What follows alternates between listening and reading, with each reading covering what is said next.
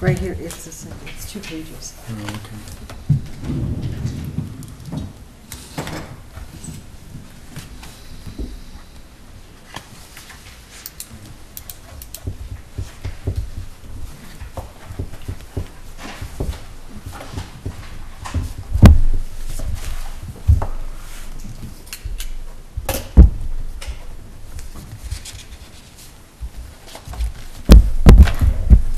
Somebody has signed these. There's 2 in there. Let's see.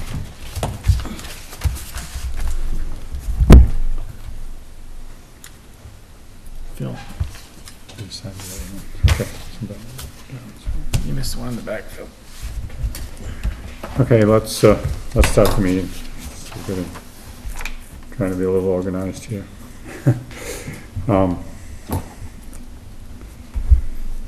So did everybody read the minutes? And happy with the minutes from last meeting?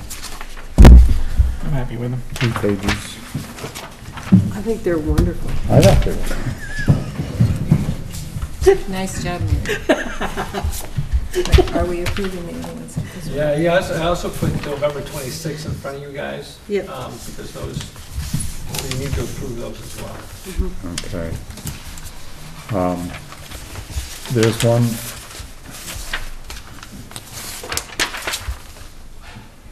Yeah, you missed in the top, Mary, in the list of people here, you missed Laura Rickstresser. I don't think so. Huh? I don't think I did. Well, where is she then? She's here. I know she was there. She's mentioned down She's on through. it then? Darn it. All right. I don't know if that's a big deal, but, It is a big deal. yeah. Yes. All right. So, you want me to make a motion that we accept those minutes with the correction of an addition of Laura Bergstresser to the list of people present at the December 3rd meeting? Okay. I'll second. You guys good with that? Yep. Okay, that's approved. And then we also need to approve these minutes, which we haven't done, of the November 26th meeting.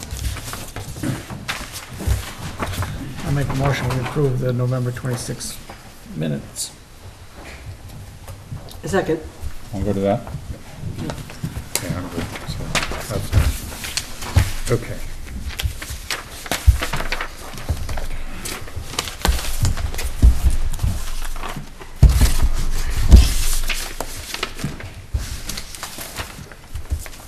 Okay, so we have planning commission and energy people here, so we can start with that, which would be the idea of getting an update, or is it a totally new thing into the town plan? Start off with, we were approached back in April by Two Rivers, and they were sort of offering help in rewriting the energy chapter of the town plan, and they have some money from Act 174, which is a state act on energy, and we kind of talked about it a little bit and decided that we as a commission didn't want to open the town plan back up and start that process again. Since then, the Energy Committee, which is revived and thriving, has come to us and said they'd like to take a stab at this. It takes, before Two Rivers is willing to put money in and their resources into it, which the money comes from Act 174, there's some money available for them to do this. They want endorsement from the town planning commission and the select board to say that yes, they endorse going forward with this and rewriting this chapter. It isn't a mandatory thing, it's kind of optional for communities to do it, but the targets and the goals of it for the foreseeable future are probably going to get mandated at some point anyway before long with the way the state is going with this, and that's my thinking anyway. And so we as a planning commission kind of reviewed this. There's a one-page kind of enhanced energy page that basically tells a little bit about what it is if you want to make this or render it or whatever. So maybe more.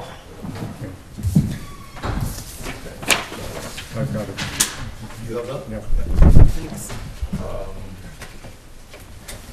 So what we're looking to do is to cooperate with the Energy Committee and let them kind of take the lead on this. Jay Blair has agreed to be the go-between, but ultimately this is something that if it's enacted, the town plan is ours. I mean, the planning commission kind of owns it, and we have to be sure that what we incorporate in it and pledge to do with it is doable for the town, because some of this reflects on town buildings and other things like that. So, but the goals of it are all great goals. We use less energy and use it more wisely and eliminate fossil fuel and all this kind of thing, or nearly eliminate it. So, to that end, we said we would like to cooperate with them.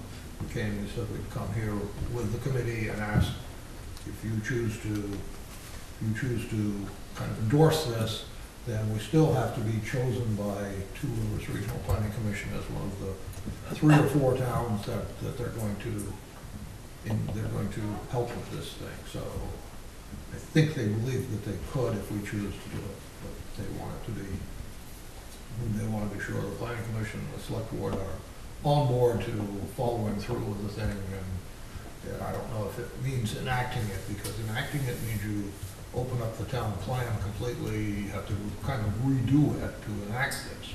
And I have some opinions from Two Rivers that you could go through this process, kind of hold on to it till you were ready to really go through the town plan, and then you've got it ready to incorporate in it. So since the resources and the energy to do it from the Energy Committee is there, we think it might be a good idea to follow through with it. That's my side. If I could add a little more to that. If you notice, this is an enhanced energy policy as opposed to standard old run-of-the-mill like we've always had. If you're deemed enhanced, you have standing in a public service board hearing, because public service board controls large energy projects. And the process is called a certificate of public good. So if a developer came in and decided to put a huge wind farm on Garvin Hill, and they would have to come before the town, or the planning commission would then have a say, and whatever we wrote in the document would be a very controlling document. If the plan isn't enhanced, then we don't have nearly as much say. So that's one of the values of having an enhanced energy plan. Do you have anything you want to say? Sure. I'm not sure if you call it Laurel or Roger or Jay. I think this is a good thing, and I'm glad we're here to talk about it and move forward with it. Have you learned anything from either the rivers or the towns that have started this process and that seem to be stuck and mired down in the process and not getting it done? And is there anything that we can learn from that to make sure that this project is a success for Heartland? Either you or Ariel, probably. I don't know that they've started the process with any towns. I'm not aware that they have. And as they do, they'll be doing kind of a template that works for a lot of towns. Yeah. So. Well, as I was aware, there were a number of towns. Yeah, there have been some, and Norwich just got turned down on their plan. And what's the status of the other? Braintree is the only town that's been approved. Braintree has been approved. In the Two Rivers region, that's the only one that's been approved. Some neighboring towns of ours are also interested in this process. I'm not sure exactly how far along we've gotten. I think when they get turned down,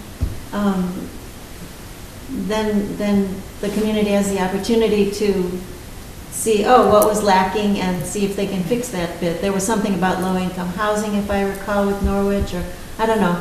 But the process itself is valuable because it causes us to really look at things and. Sure. No, I'm not questioning that part. Yeah. And again, I'm happy that we're doing it.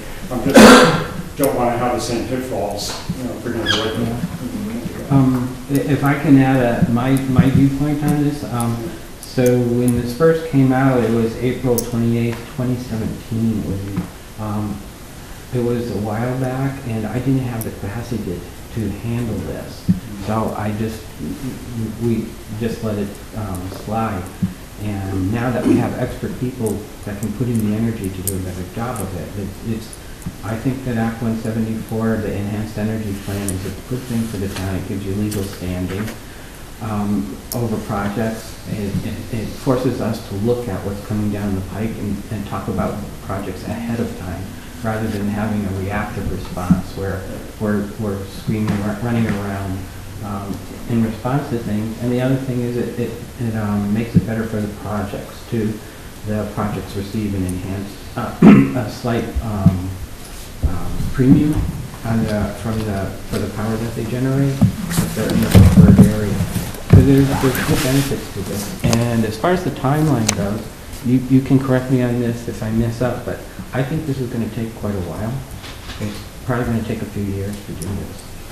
And so this is not something that we will bring back to you for your approval within a very short time period. This is going to take a bit of work for us to hold together. Probably the result of it would be that there would be a chapter that would go in the next revision of the town plan, and whether we decided you have to do a full revision to incorporate the new chapter. That's what Two Rivers is telling us, that they have to go through sort of the whole thing. And then there's other requirements about wildlife corridors and forestry requirements that are new since we incorporated the town plan, and that wasn't very long ago, but there are other requirements we'd have to address to have it go through again. So.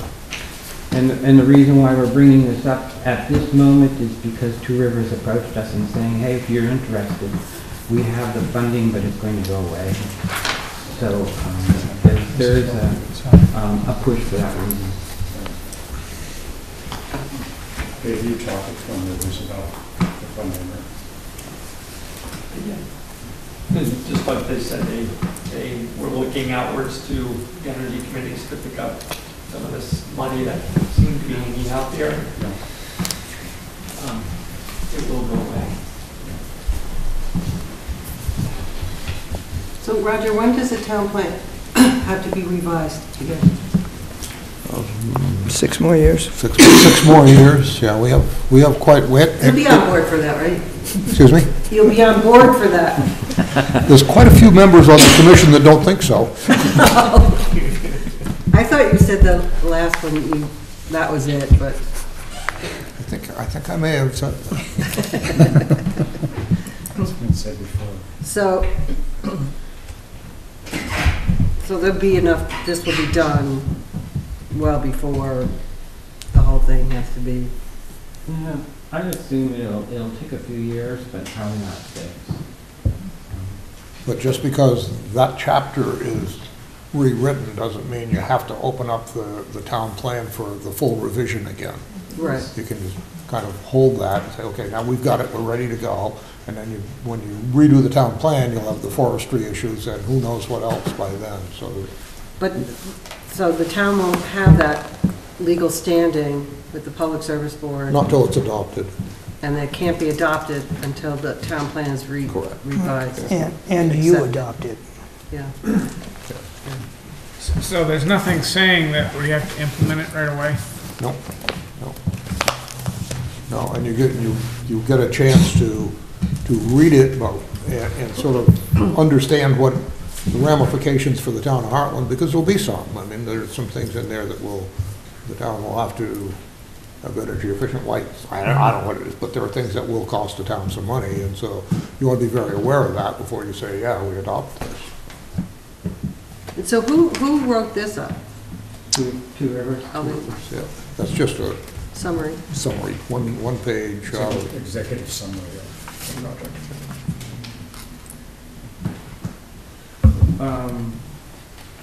Two Rivers gave us did a preliminary assessment of the town, just to give us an idea back in 2017 and some of the data that we would be looking at. And if you check through these charts here, you'll find that some of the figures, some of the data is not correct, and there's a lot of blank spots in it. And if you look at the maps, the resource maps in the back, they are not filled out.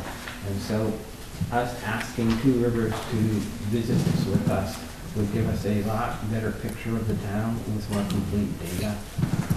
And that's worth a fair amount right there to have that kind of information available for the town. This is dated, so, but this is just to give you an idea of what we received a while back.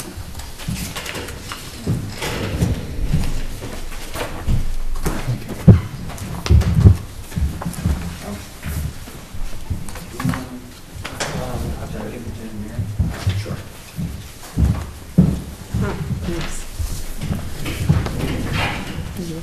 I think Dave said he was okay.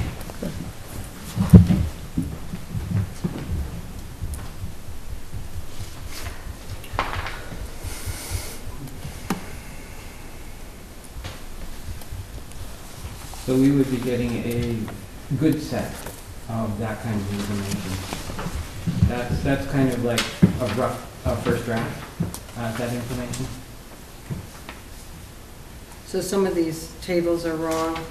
There's some stuff. We'll in make there. them specific to Heartland, is what you're saying. I mean, that's just kind of this is the kind of thing they'll present. But it Oh, I see. doesn't mean we have 2,000 vehicles doing 1 million miles a year or something. Yeah, and for example, on the maps, if you look at the solar, the energy generation map, you'll see that it's pretty much blank. Yeah. And there's a lot more than that in town.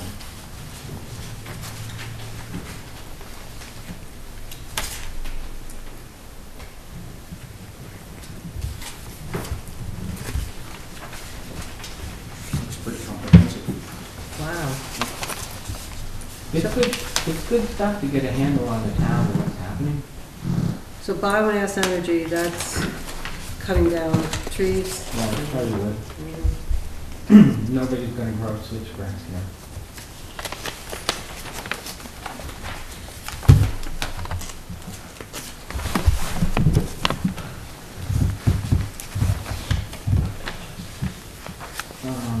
Yes, it will. Yeah, it would also include methane digestion here. All the methane digesters, well, not all of them, but most of them are on the west side of the state. On dairy farms?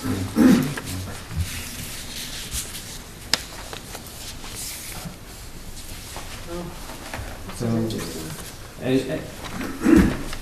As you know, the energy market, energy generation is changing rapidly, so having information like this is a good preparation for it. So let me just add, this is fairly straightforward. In addition to the town plan, it makes some sense. Two Rivers has some money out there for the Energy Committee and the Planning Commission to kind of move forward with this. I think it's fairly, I don't see any reason to oppose this and to move forward and have them go ahead and proceed. Do we need a motion to add our signatures or just add our signatures? So I put together a formal letter that she gave both Laurel and I some language that we should submit. It could have been informal, such as an email, or I just kind of put it on letterhead and just put some formality to it, just to say, yep, we're official, we back this. So if you sign that, I'll fax that into, or scan that into the D, and I'll CC Laurel and Carl at the same time, and Roger for that matter. So you would, I suspect you'd make a motion and then sign it. Let's have a motion and we'll sign. I make the motion that we proceed with the. That's clever. Yeah. I make a motion that the Select Board of the Town of Heartland, on the recommendation of the Town of Heartland Planning Commission, accepts the offer of TRORC to act as the energy planning consultant in order to draft an enhanced energy element of the town plan, working toward a determination of energy compliance. I'll second it. have to have that reread. You got it? It's all right here. So you all set? All right, everybody's in favor. So this is a good copy, I'll sign this, send it around. It's great, I'm glad you're doing this. I'm glad you're doing it. Yeah. Really. I think it's going to be very helpful to get us all working together.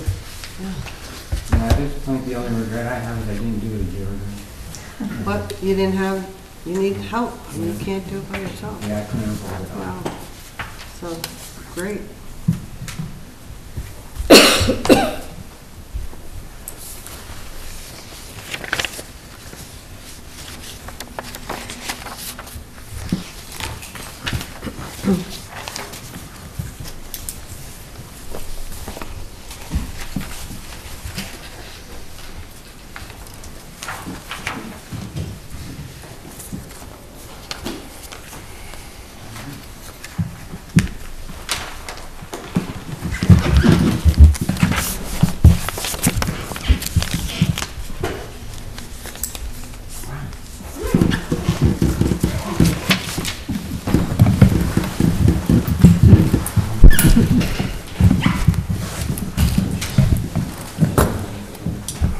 Okay, thank you all for coming in on that.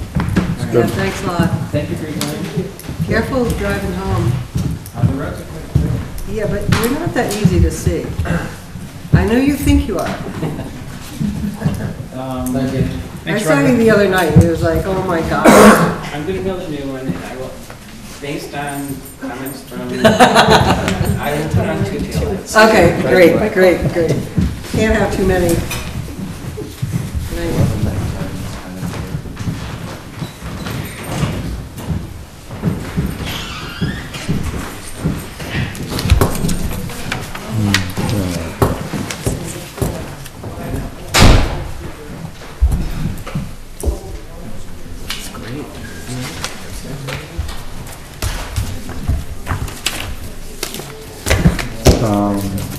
John or Sarah or Ron, do you have anything particular to bring up?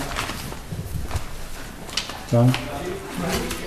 You're here to observe? Here until I can do my rehearsal and Okay. observing, but I would, Representative-elect Ralph and I met with David this morning for a couple of hours, and I just want to remind people, if issues come up that you hear about in Montpelier that affect Hartland, please let us know. Hopefully we already will, but we started, the session starts, I think, January 9th or somewhere along there. No. Okay.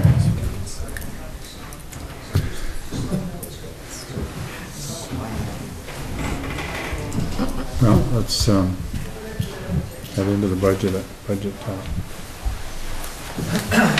So until some point during the last meeting, there was a couple of changes that we saw on the projector, you know, for instance, Heartland Community Connections and new equipment. You could just pass this down, take one, pass one down. So I went through the budget, and we also got, and you'll see it in the warrants there for VLCT, updated workers' comp and liability, property liability insurance. So we know what we're paying for next calendar year, and we allocated that out to the different departments. In some cases, that came in lesser than we were expecting. So what you have in front of you is a sheet of some adjustments. You'll see some adjustments going up, which is a slight uptick in retirement. Each year, they kind of take a look at the Beamer's Vermont Municipal Employees Retirement System and make a determination as to what they need to do with the contribution, both the employee and the employer. That, I can't remember the exact percentage, but went up slightly. So you'll see an uptick there a little bit in both the admin, recreation, and library retirement on the general fund side, and then you'll see it also a slight uptick on the highway fund side. Altogether, it looks like it was about $725, $730 addition in the general fund and $372 in the highway fund. Where you see some deductions is on the workers' comp and the liability. So combined with the additions and subtractions in the general fund from where we were at last meeting, $9,099 came off of the budget, basically mostly administrative adjustments there, and 133 got added to the highway fund. I did make one adjustment I should point out. There was nothing budgeted for crack sealing in the pavement. I believe it's still going to be tough to get to crack sealing based upon what we've got going on, but nevertheless, I would just emphasize, I think Matt brought it up last meeting, keeping those cracks sealed the best that we can, and crack sealing is a good start for that, where, again, Matt brought out where the pavement is good, and the cracks are just starting to form is kind of where you want to emphasize doing the crack sealing to kind of give that some longevity. That was not in there for a budgeted number, so I added it in, and we had some deductions, so you see a slight increase of 133. We still stand roughly about the same spot as we were last meeting at about a 9.5% tax increase. Again, I would just like to emphasize that increase, you can take one and pass it down, is partially due to use of the surplus funds the year before. So we're clawing back down a little bit, but I will emphasize that we're still utilizing about $45,000 in surplus funds this year. So again, I think we've been, based upon what we've had to do the last 2 years, we've kept it, at least kind of in a manageable range. I guess what I would highlight is the budget increase itself is about a 4.13% increase. Based upon, again, what we're doing here, adding to the highway buildings and grounds position, adding to the pavement, to the hard pack surfacing, to the sand, I think that, coming in at the 4.13 based upon some of the changes that we're trying to do is fairly respectable. So again, based upon some of those additions and deletions that you see on the handout, again, I feel very good about the budget presented to you. I'm not overly happy with the tax increase, but again, I think based upon where we're coming from and where we're trying to go, the 4.12%, going through this and going through it line by line,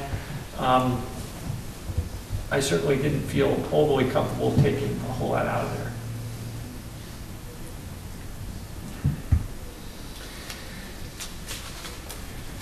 Dave, as it was snowing this afternoon, I found myself not able to find where overtime is for winter is budgeted. So overtime for winter is actually in the winter. There's a summer and a winter in the highway. Excuse me.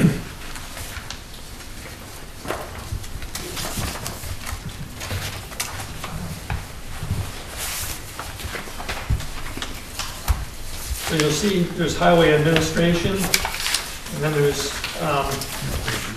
highway summer maintenance. Right. And then there is, actually I take that back.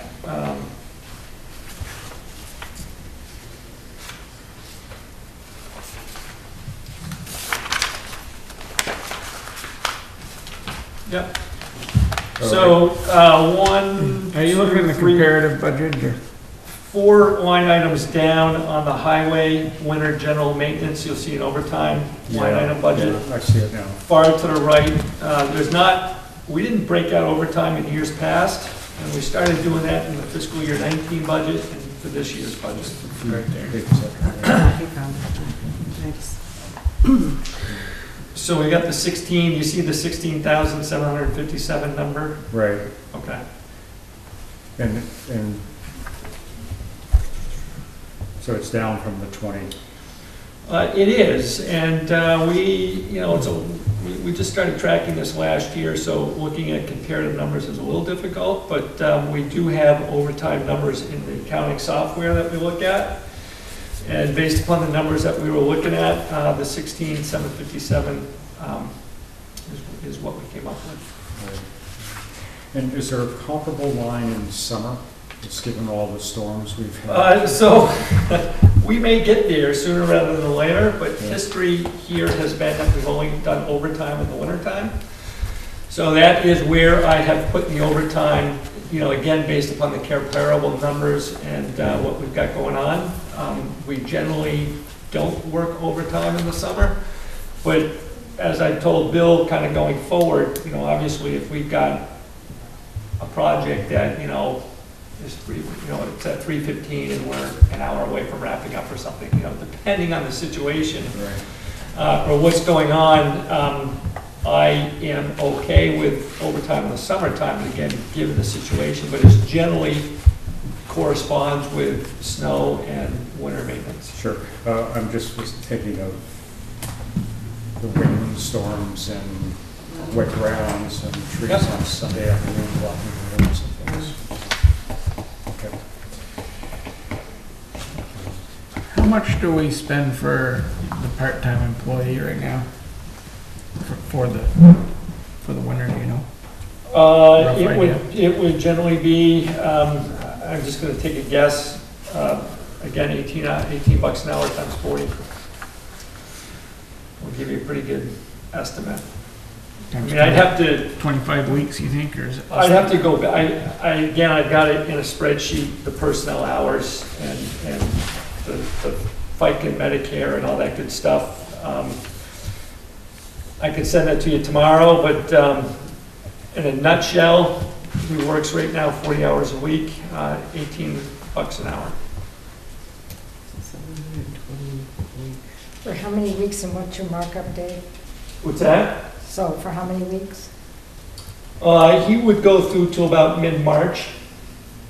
Well, at this point, maybe March 15th. I'm just trying to do a little arithmetic Yep. quickly. Oh, perfect.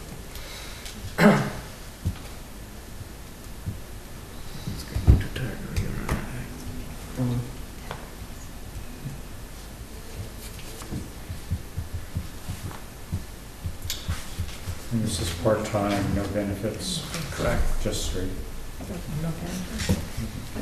But you still have the 7.6. So what do you think, is it $25 an hour to keep them, or is it less?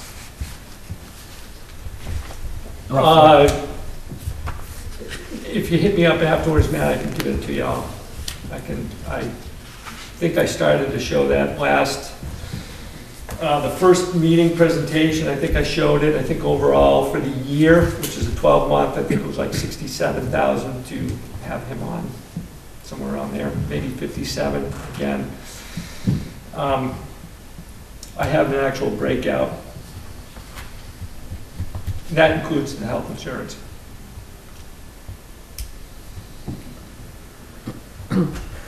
Same with the roads.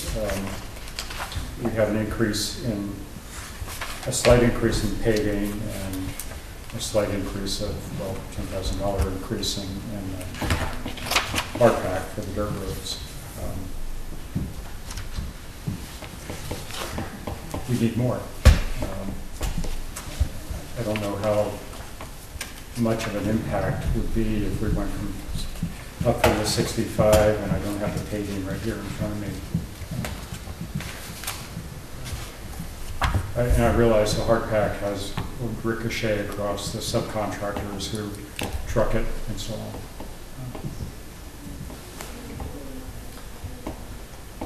So I originally had like 90 and 130, 140, 140 for the paving and 90 for the hard pack, and I'm literally kind of going by the politics of the situation and just realized that perhaps that's too big of a chunk at once. Yeah.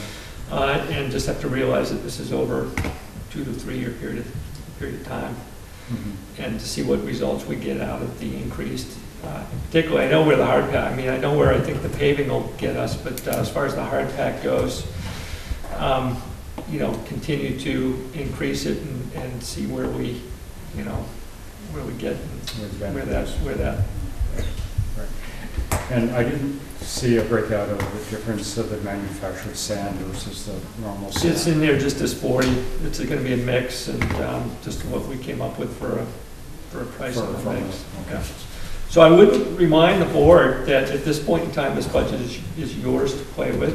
And if you would like to add to that number, you are more than more than 3 to add to a number. So, again, I started at a certain point and just realized that perhaps that was, you know, I just dialed it back to what I felt was you know, a bite-sized chunk instead of trying to take it all at once. Well, aren't we also limited by the season and the capacity of the crew to do some of this work? I mean, there was that one year that I think no paving got done because, I don't know, environmental reasons or something, weather reasons. Well, last year, the paving, you know, what we had contracted for, the contractor was behind schedule. Okay. Actually, this year it's not over. Okay, so we could put more in, but it wouldn't necessarily get used. I think that was an aberration this year that you know, the company couldn't get over here, piped, and if we're with a hard pack, that's falls under the normal grading, it's just the subcontractors hauling it in. So I don't think time would be, I don't think we're taking. So 2 years ago, we didn't do paving because of the storm weather in July 1st and the new town manager coming on and being a little crazy. But if you recall, that money that we didn't use ended up in essentially the fund balance or surplus in the highway fund, of which we carried over to enable us to do just the 0.6 of a mile that we plan on doing on Brownsville roads. If we didn't have that money to carry over to do that project on Brownsville Road, it would be, you know, a third less than even what little we're doing at this point in time on Brownsville Road. So, you know, what we're getting out of that money, plus what little we put on Queechee Road simply to patch, I think is the more telling story here. And we've got more to simply, you know, as we focus on the Brownsville roads and other roads in an effort to make those right, we've got a whole lot of other roads that need to wait 5, 6, 7 years until we get to it, which is going to take an X amount of money just simply to patch to get us through. Again, I'll throw Queechee Road out there, that past job that we did there. I only expect to get a couple of years out of. If we continue on Brownsville Road, we still have patching from Gilson towards town, past Skip Saunders' house there. We've got most all the aprons in town that need to be patched, and other areas. Clay Hill Road is an example. You know, I'm not just saying that there isn't a lot of work to do. So let me put it another way. And this is my opinion, and I think by pulling some other people in, you know, it just reinforced that opinion, is that we've gotten to a point where we're behind.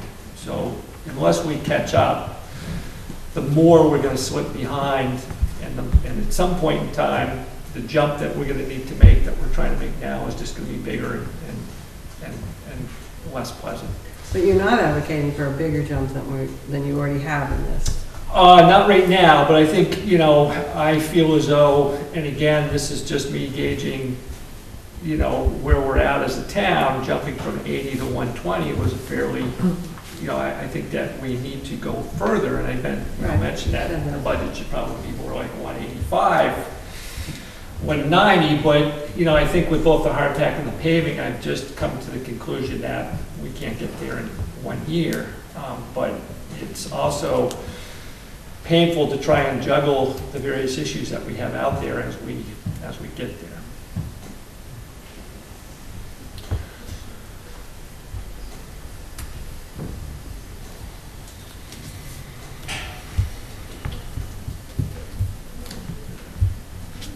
I've got something to consider or think about. Instead of hiring somebody, what if we take that amount of money? Of course, you're still gonna have to pay for cleaning and a part-time guy in the winter, and take the balance of that and use it for subcontracting. I think you'd get more for your money. And you'd free up, you would be able to free up the road crew too, by hiring people with the right equipment to do that We're work. saying not have the buildings and ground person. Just wait another year. How's it gonna help us in another year? I'm not saying not to hire one eventually, but I think you would get more for your money by hiring a subcontractor to help the town, the highway crew. Yeah, but the, Because the role of this, $25,000 of it is insurance. Yeah, it's a lot. Personally, I think you're underestimating what the buildings and grounds needs on a fairly regular day in and day out basis. I think that we've got 5 that's buildings. I think that to expect, I think that by putting the money to the subcontractors, it is a little bit one-sided for the roads, and even though I think hiring the buildings and ground guy is to get us to a better place with the roads and not to pull them. But there seems to be a thought process that nothing needs to be done on the buildings and grounds on a day-to-day basis, and in actuality, the buildings and grounds are falling apart as quickly as the roads are. So I would argue that you're missing a fairly important link here by not having anybody do the buildings and grounds, and it's still just going to fall upon either myself or Bill, or maybe Martin to do that. And I'm not sure that's overly wise at the end of the day. And I think that there's enough out there on a year-round basis that it entails somebody on a year-round basis. I mean, either this week or next, we're going to have, Greg's going to have to go in and paint the bathroom over at the library because it got sheetrocked. Kid broke the thing and the sheetrock ripped off, and back when Mike Sauer fixed it, but it never got painted. We got this stuff kind of all over the place. Mike Sauer put the roof on over the barn, but the rakes never got painted. You go over to the activity center and screens are off or whatever, and they don't get put on because we don't have anybody over there to do it. When we want to go over and, again, we've got plans to put gutters on, but in the past, when it's rained too hard over the activity center and it's flooding in the back, and Val Rainey's calling for somebody to come shop back it out, who's the magical person that's going to go do that stuff? This is just, and it happens on a fairly routine basis. We have to subcontract out the cemeteries as well, that this person would do. So there's, just enough of this that I think that, I'm mad I am taking into consideration the roads and trying to get focus on the roads, but there is kind of a never-ending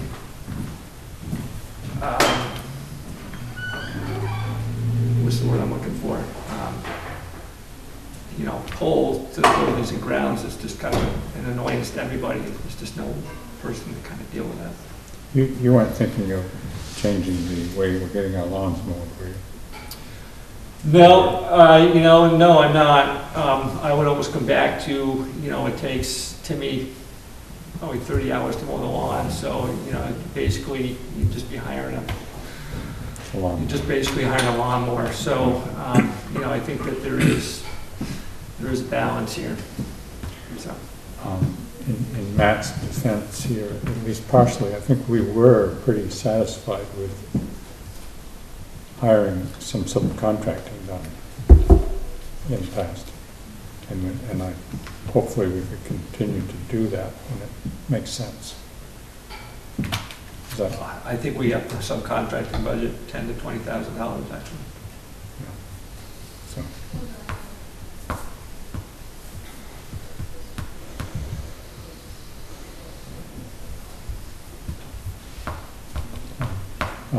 A basic question I had: Have you got this 9.5% is the budget increase, right?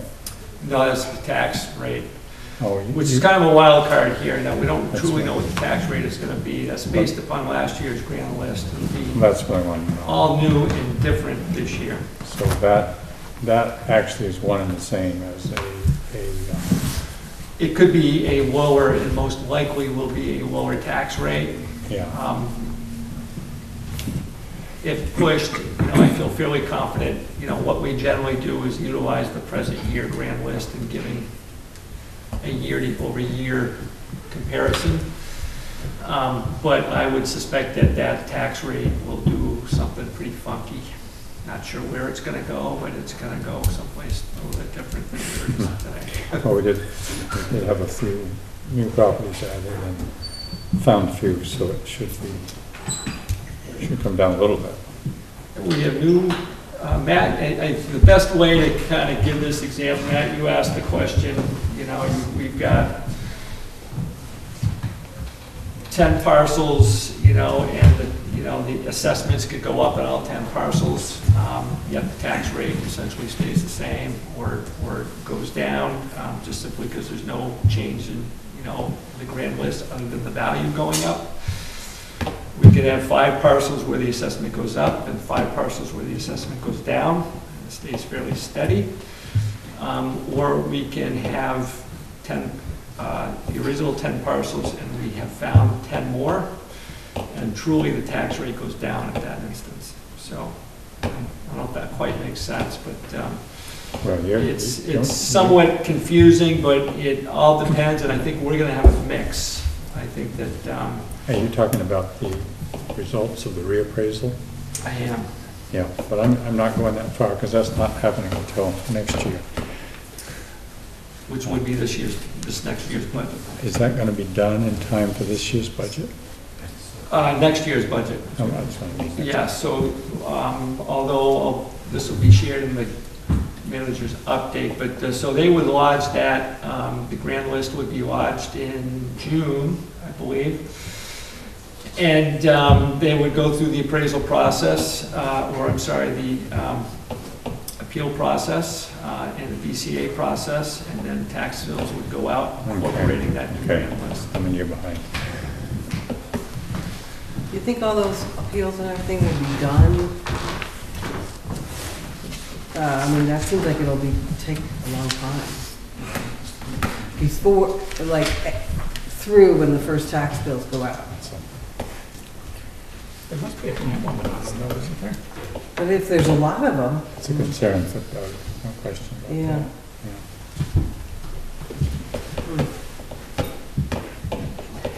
that. I think the budget is good.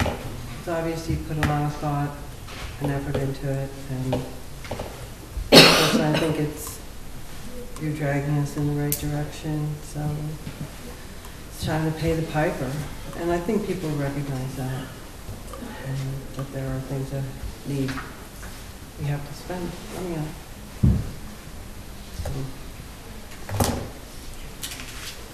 So my only other thought is if you're gonna hire a guy, I think we should bite the bullet. You should clean the library too. That's $4,000. It's gonna take some growing pains, but Do buildings and grounds people typically clean? Why would this they clean? guy's gonna, isn't he? Why would they clean the library, not this building? He is cleaning this building, or am I wrong?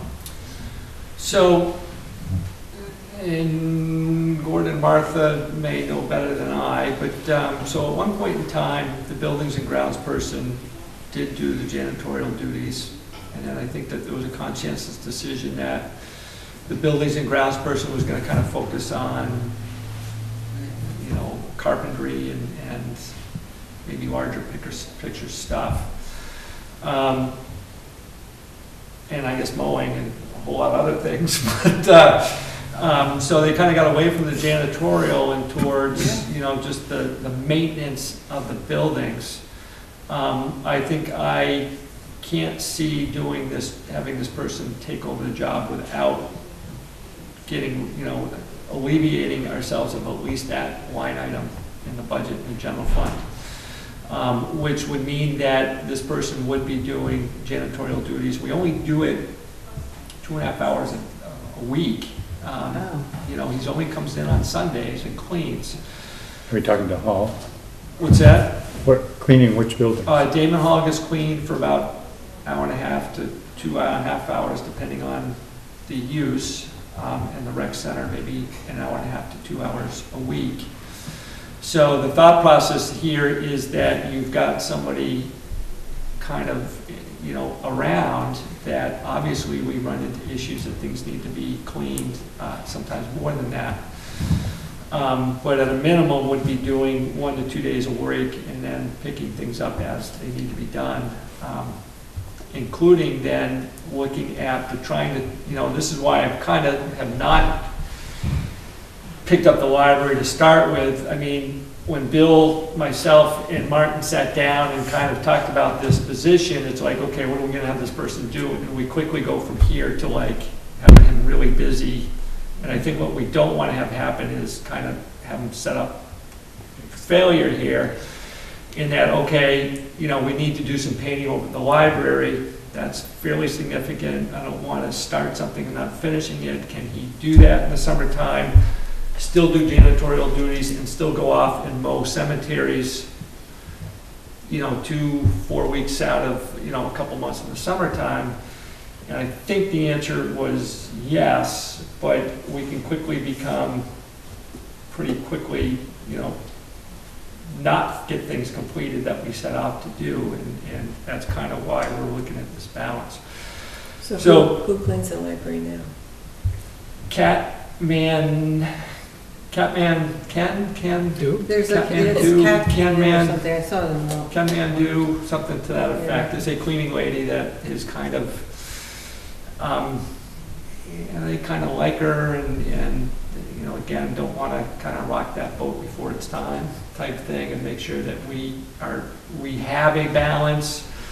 You know, we also want to have the ability to, you know, if a Dan or a BJ or somebody calls in sick or is out, that we can swing him over the highway if necessary. So it's truly a utility player here that is going to fill in the gaps of a fair amount. But you know, my question would be whether he could focus on doing some of the painting that I think, if anybody's been over there and seen since they've taken off the clapboard and put it back on, the framing around the windows, for lack of a better term, window frames. And a lot of the siding that came off, they primed it, but it can't sit like that for too long. And again, I just want to make sure that if we embark on that, you know, it's not something I really feel the need to pull in a painting contractor for, but, you know, if he doesn't stay focused 3-4 days out of the week, then, you know, it's easily going to get lost in the shuffle. So Are you talking about the activity center or the rec center? the library. Oh, So the actual library. siding on the library, if you recall, when we did the roofing, we had to pull off a lot of the clapboard over there and put it back on. And if you go over and take a look at the framing around the windows, there's barely any, it's down to, it's not even primer left on that. It's just, you can see it almost down to bare wood. So that needs to get touched up fairly quickly, I would say this spring, in order to, otherwise we're just going to be, you know, as it is, by painting it, we're going to get a few years out of it before we need to address it in a more serious manner. But, you know, so, you know, this is just stuff that, you know, yeah, there's more stuff over the activity center, rec center. I mean, we could, 21 house, you know, going over there and, you know, pulling out the water heater that we disconnected and all that good stuff. So there is, you know, this stuff is out there that this person would be doing.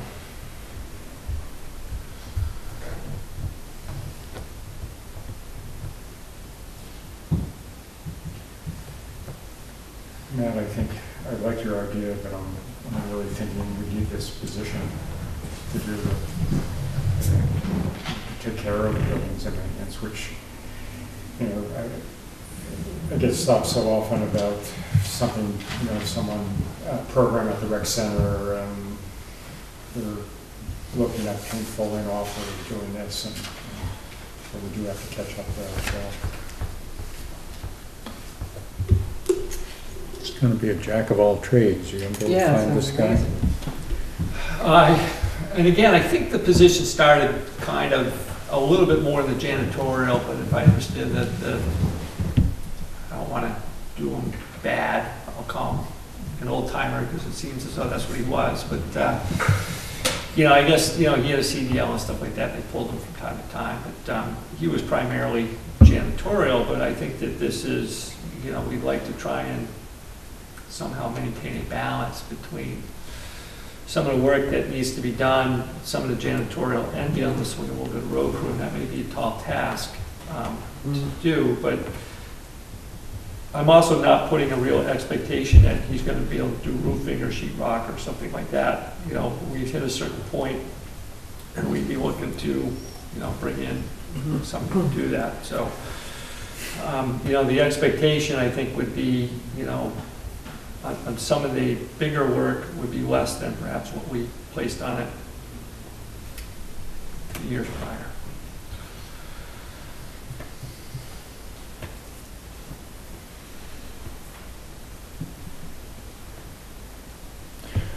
When do you need a yes or no on this budget? January 7th. Needs you to adopt it, Yeah. among other things. Do you anticipate anything coming up that will change it between now and then? Not from us, but from who knows where. There's always something, 2 weeks after it gets adopted, I might really wish it was that, but I think, I got one maybe number to come in on the capital projects, but we've got some buffer money there to go into a reserve fund. So I think that if for whatever reason they run over, that money is there. If they come in just like they should, that money should go into a reserve fund of some sort. If we come in under, then I think that money, the additional money left over should go into the reserve fund, provided that the budget comes out the way it should. Otherwise, I'm going to say, with an exception of the things that we've tweaked in the last 2 years, I think we've tweaked, we tweaked some of the, if you recall last year, a lot of just the maintenance for these buildings was really low. We brought those up last year and this year. I still think that, as you pointed out, Mary, we've got more to go on this budget.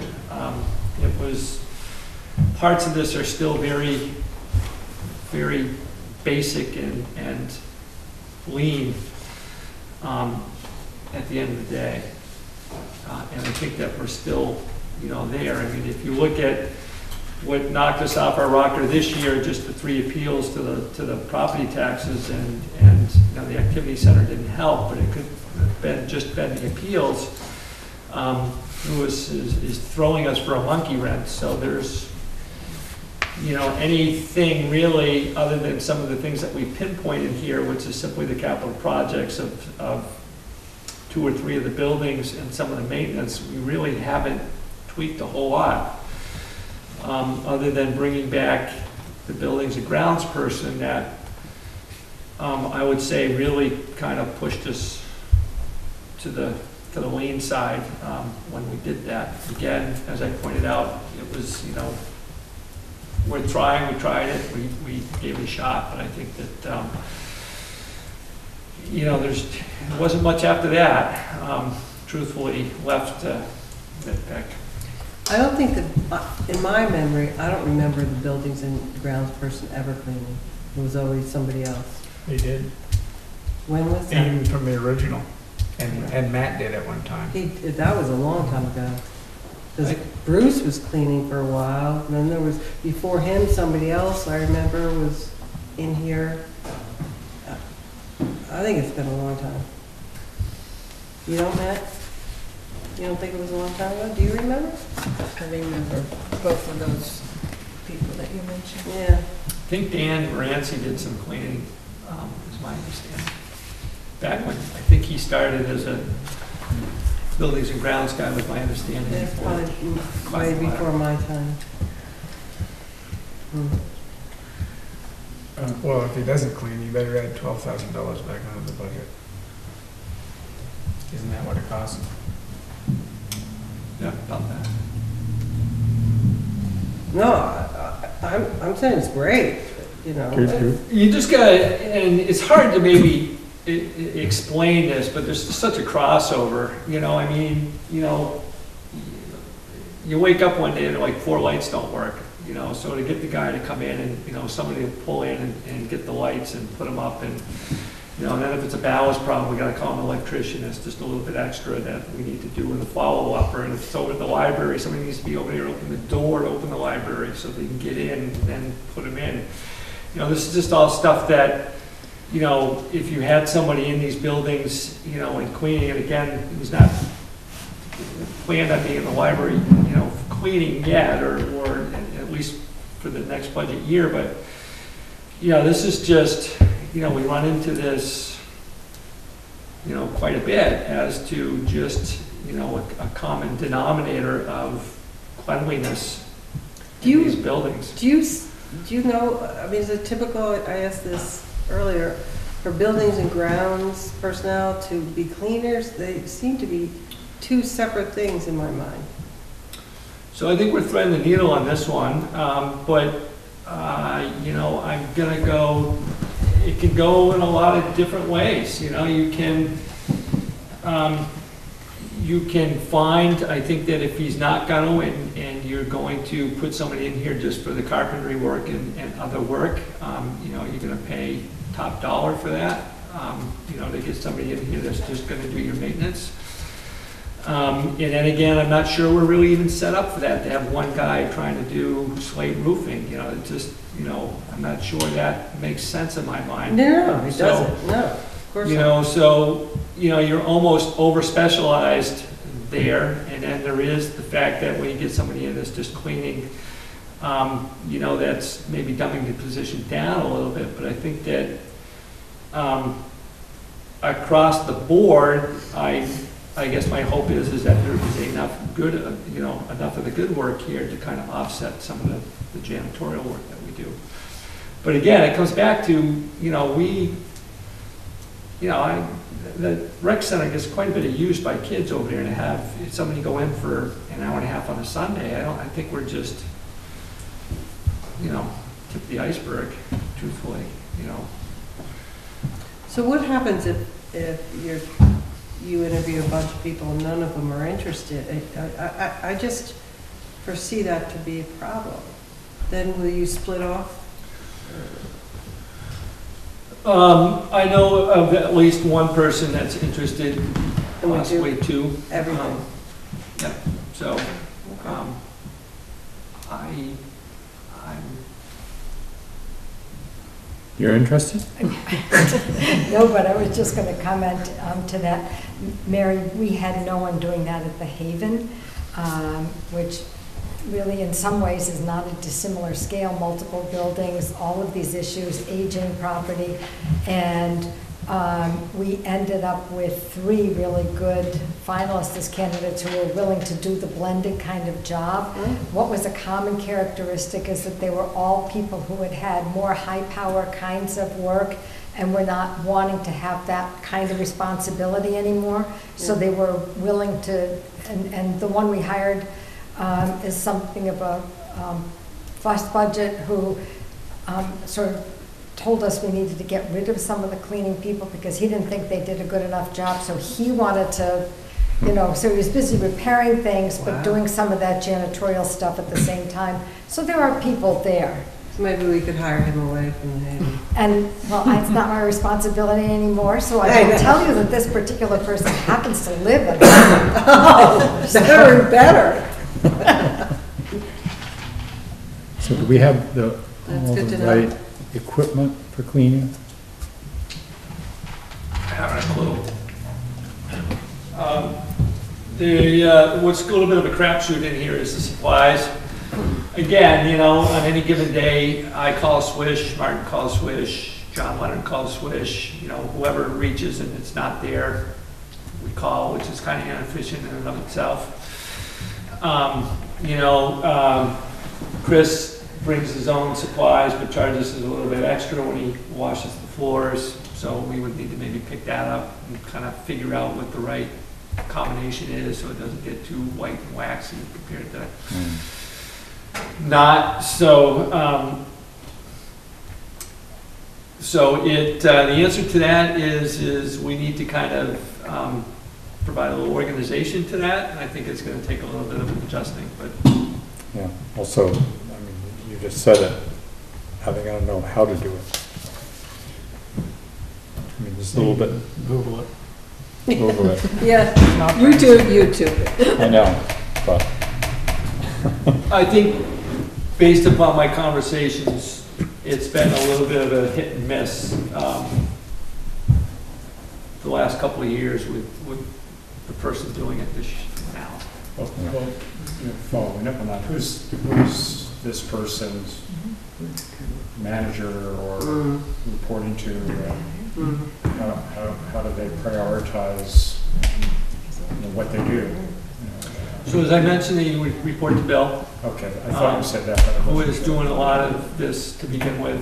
Okay. We're kind of, again, when we did away with the position, it was them that supposedly picked up this responsibility as kind of a group. So they know. So, and it's also my understanding that prior to that, they picked up a bit that was falling through the cracks, so to speak. Good. So this is not foreign to them. I know for a fact that both Dan and Doug are very intimate with some of the plumbing and electrical in these buildings to begin with. okay, maybe we should move on. Well, just, Cleaning, go This is a ahead. fascinating topic. Come on. What is it from? well, you asked about categories that may change between now and January Yeah, 8th. yeah, I did. After we sign it. And one that is a big item that I know is in fluctuation is the legal and professional fees. Yeah, I got that. I'm looking at that, wondering myself. Is that, I mean, again, you don't have a crystal ball to know, but, yeah. So, again, with 3, I think we've spent 17 with another $1,500 one that came down the pike, so the big one's still to go. So, we're looking at 30 grand anyway, so I think in an anticipation of more appeals to come, I don't,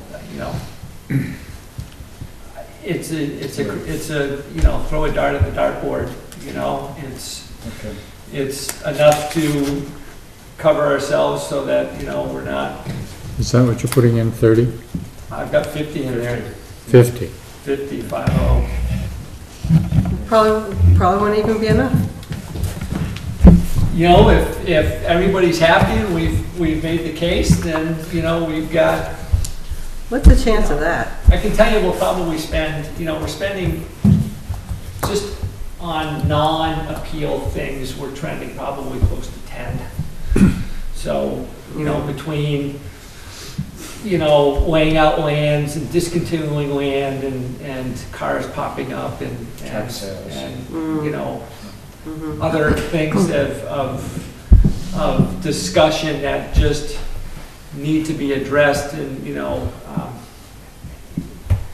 there's been a few items that have cropped up that we have needed to speak with legal counsel. So, I think 2 years ago we had absolutely nothing budgeted. Last year we went up to like 5 or 6.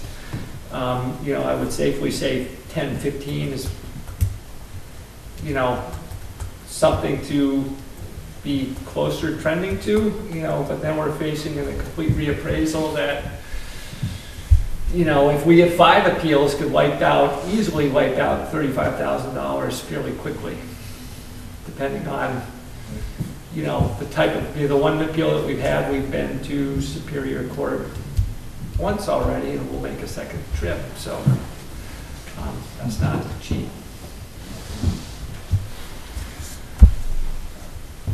So it's, No, I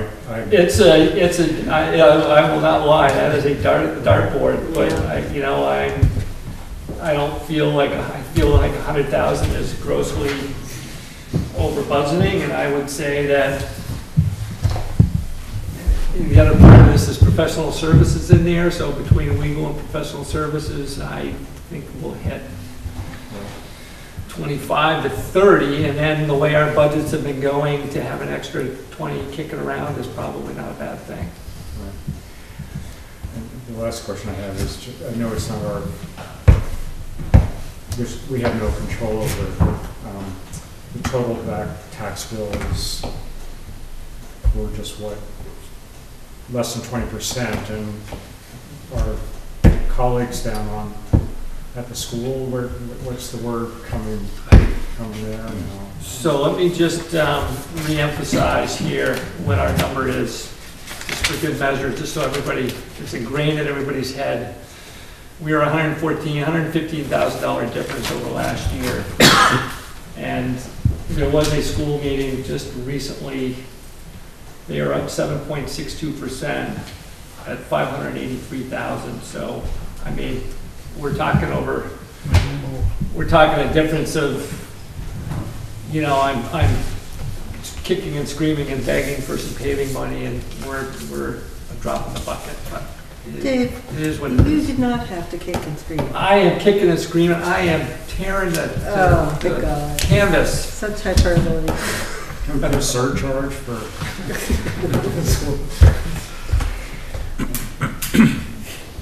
Yeah, wow. Yeah.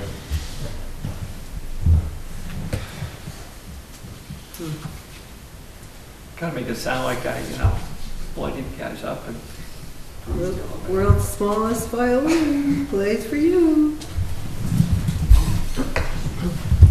But there is a big, you know, there's various factors in the school budget that I'm not privy to, but the dollar amount is, you know, It's up a It's half $5 $1 million?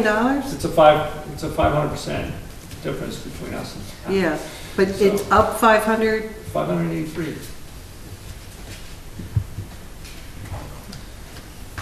7.62. With fewer children. But again, they flatlined themselves last year, so again, you know, it always somewhat comes back to haunt you. But, you know, I don't know what the thought process is there, where they're at.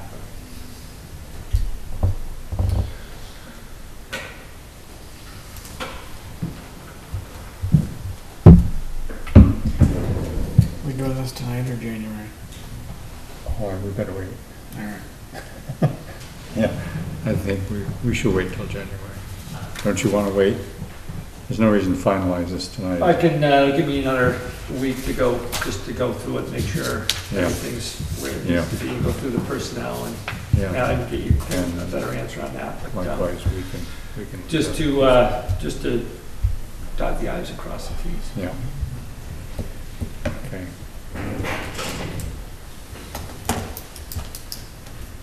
All right. Yeah, move on. This one.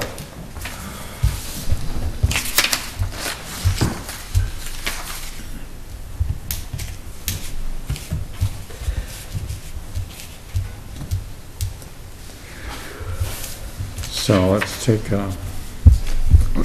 let's hear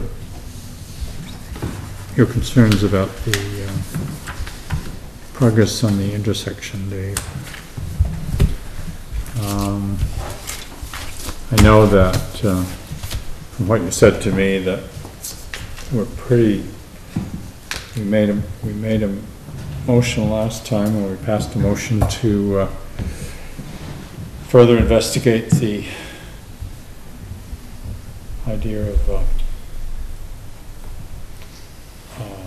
of getting some firm numbers on the You did, yes. burial of the power lines. And so, and you've talked to Dan Peck, I have, yes.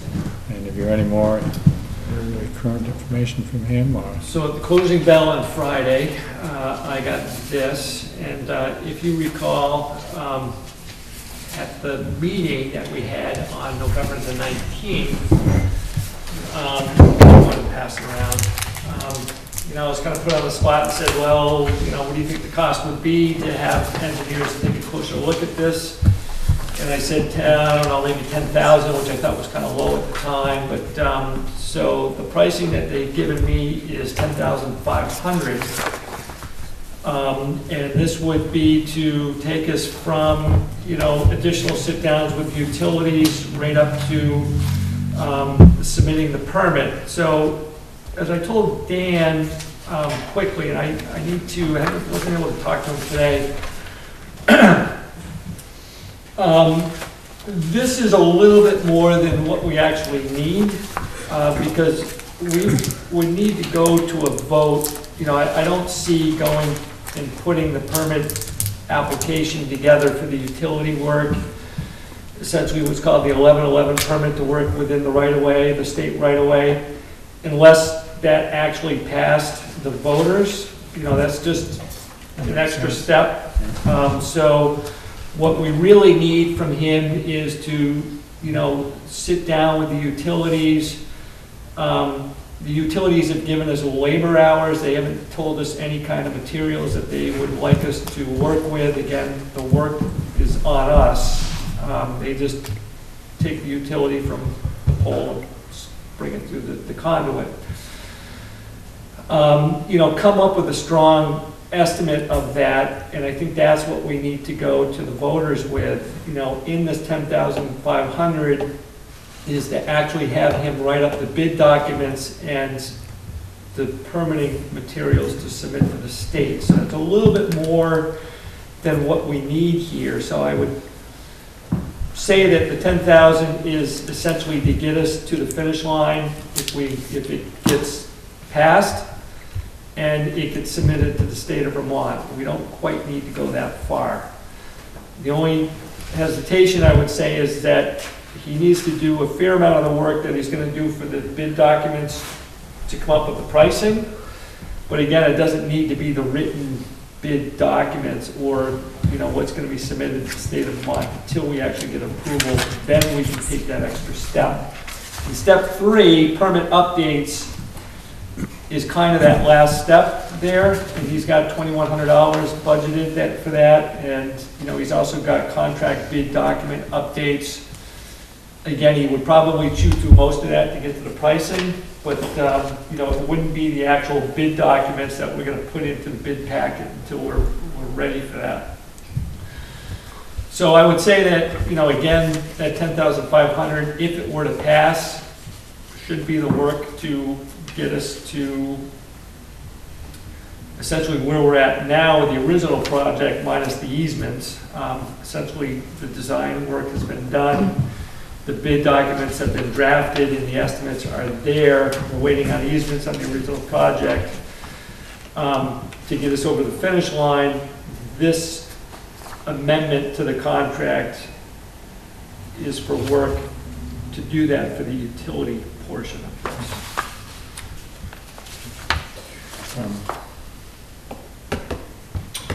In your conversation with VHB and Dan, did they feel there would be any impact on the cost of the intersection project if this was done?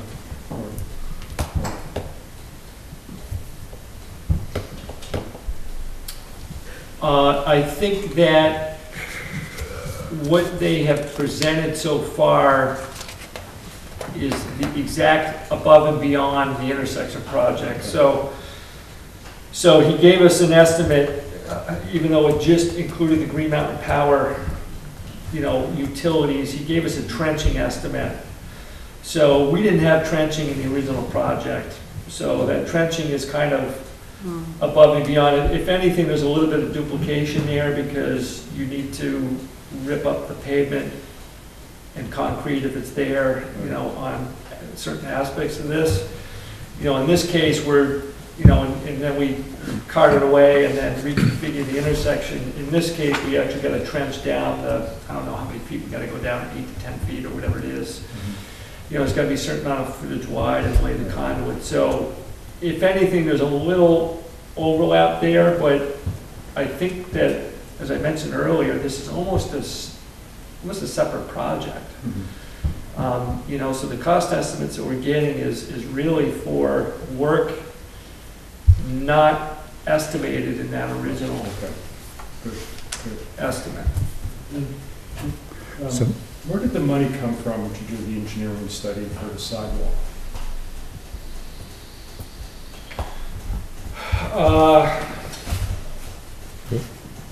The sidewalk that goes down to the school? The sidewalk that would be going from roughly the post office to. Oh. I don't know. That we hope to get a grant to do the sidewalk portion, but we already did the study. We haven't, that hasn't been engineered, has it? Yeah, essentially it's all done. Oh, it is? We added it to the intersection package. So what, yeah, exactly. So what we've historically done, and he is, I actually did go back because he's got previous contract total and revised contract total. So I did kind of go back and pull up the old contracts. So the original was like 68,000 to do the original project, 68.6. And then we amended it twice, one for about $10,000 for the sidewalk from the post office to the library. And then there was a fairly lengthy or large one which did have a monetary windfall to it, but about $20,000 more to do engineering work and additional coordination with the state of Vermont to get the grant money, the $96,000 from Queechee Road prior to this. So, you know, this is kind of following the same, you know, he's got amendment 2, you know, and then this is amendment 3, so it kind of goes in order here. So you can kind of follow the path here. So this is, VHB is presented kind of exactly what we have done historically here for the project with some of the other amendments that we have done. Yeah. It feels to me that, you know, as my colleagues know, I would like to go forward with exploring this. And we've already set a precedent to sort of borrow, add on to the project for the sidewalk portion, which is, we don't know how we're going to fund that. Well, when we made that decision, Phil, we were going to do it as an addendum to the bid, so we weren't necessarily going to do it. I think we wanted to see what it was going to cost to do it. Do I remember that correctly? I think so. I think so. Well, isn't this the same thing? Except it's $500,000 more instead of 60. I'm talking about He's this just number the here. sidewalk. You know, this could be a throwaway if the voters sort of Oh, yeah. Oh, say absolutely. no. Yeah. I understand that, and Yeah. it's a risk, but at the Yeah. same time, I don't feel we can continue unless there's a vote to say we're not doing going to explore it. And right now we have a motion to explore it. I've got a question. So on the back, it says services not included, electrical or telecommunications design services. Who's paying for that? So Green Mountain Power has already provided a drawing for that. So I understand they haven't charged us for that and wouldn't. The rest of them? So here's, the rest of them should follow Green Mountain Power. What we kind of run into here is a couple kinks where the design work may not incorporate everything that VTEL needs or desires, or there may be some things that the utilities have thrown out there for design flaws that we haven't kind of looped around back with Green Mountain Power and pulled these guys all back together and say, okay, let's strengthen this design. The other weak link here is that Consolidated is buried already, kind of where Green Mountain Power wants to bury this. So the question is do we rip them up and kind of rebury them along with everybody else, or we kind of tweak the design a little bit there? So my understanding is that, and I can look into this, but my understanding is that Green Mountain Power will provide the design work of where this ultimately should go.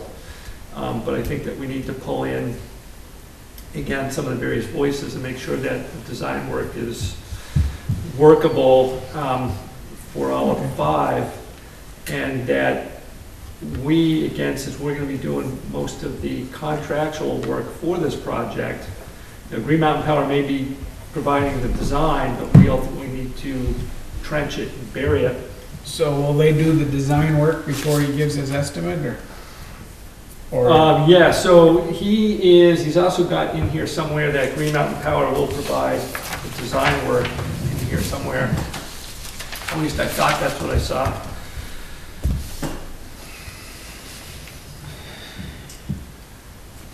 Yep. Bottom of the second page, I think. Assumptions.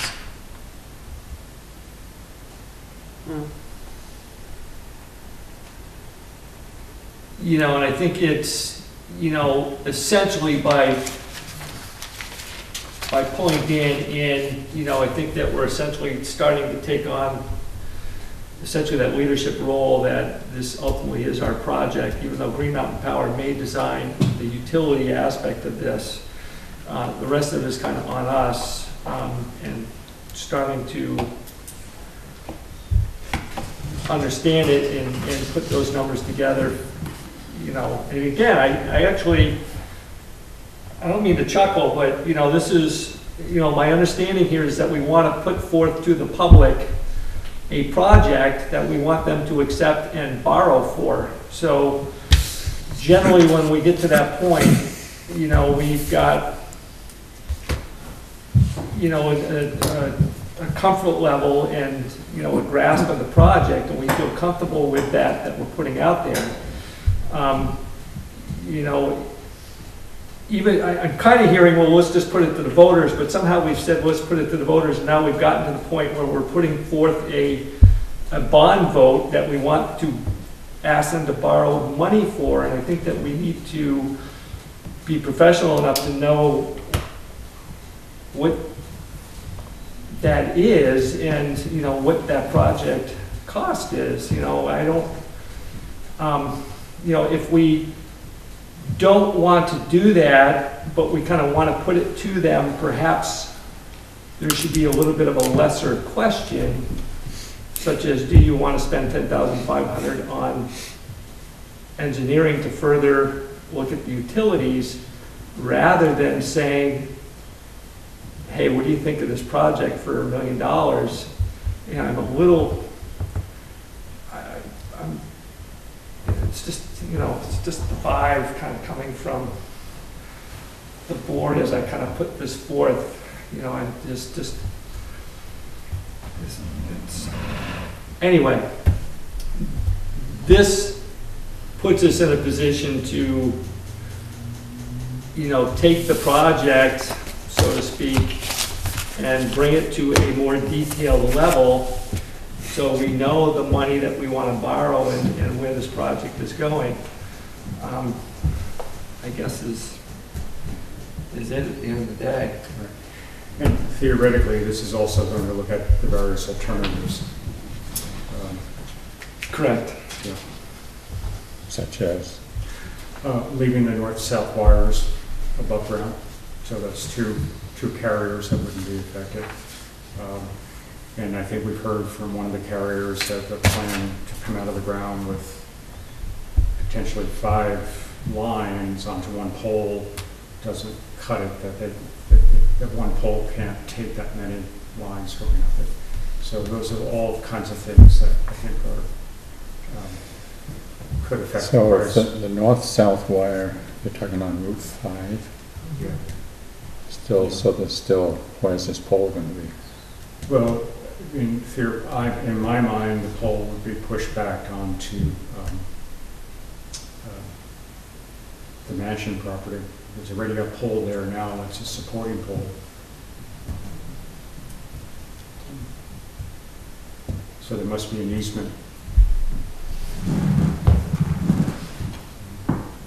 You know, well, my concern is that we get it all said and done, and we've buried the wires that go to one pole. And right outside the hall here, there's a huge mass of pole on this Yeah. side of the road, pole between here and the bank, Yeah. and right over there another pole. I just think, I think we're not, if we're going to do it, we need to. We're never going to do it right, but maybe we ought to do it a little bit better. Yeah, we can't do it for the whole village, but No. I agree with you, Gordon, that it's a scoping question. I mean, I told the story of a recent visit I made down to Marblehead, and, you know, they're arguing about going into side streets and burying utilities, and I'm like, you know, so it's an endless project, you know, but at the same time, we do have a pole in the middle of the green space. Yeah.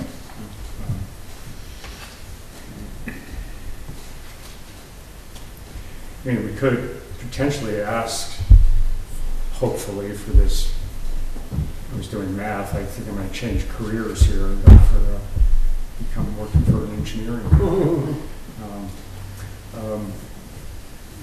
What would be involved with those two poles? Yeah.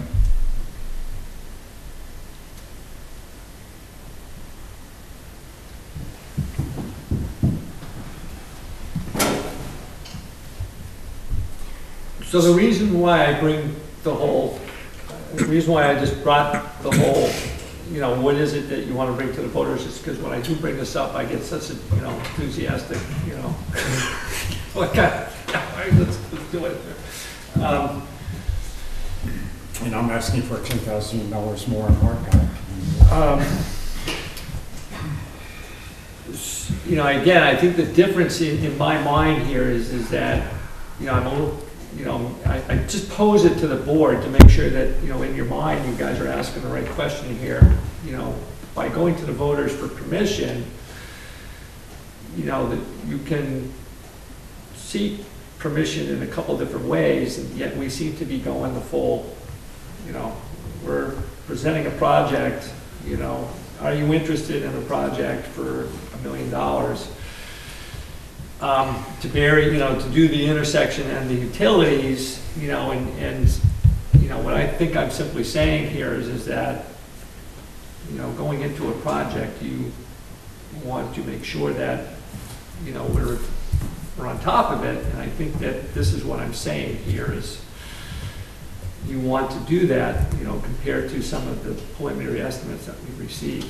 Dave, I think we have to be a little careful because we've already got a go-ahead on the project. What we're really asking is, do you want to spend all of that again to bury a few wires? I thought we were asking to bond. That's, Yeah, that's another question. okay. We're going to bond it, but we do have the vote to fix the intersection.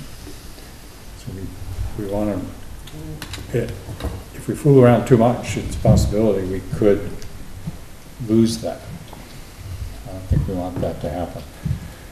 But we do, so what we're asking really is, do you want to spend another sum of money, about the same amount, to get rid of one pole? Right. Well, And all the wires overhead.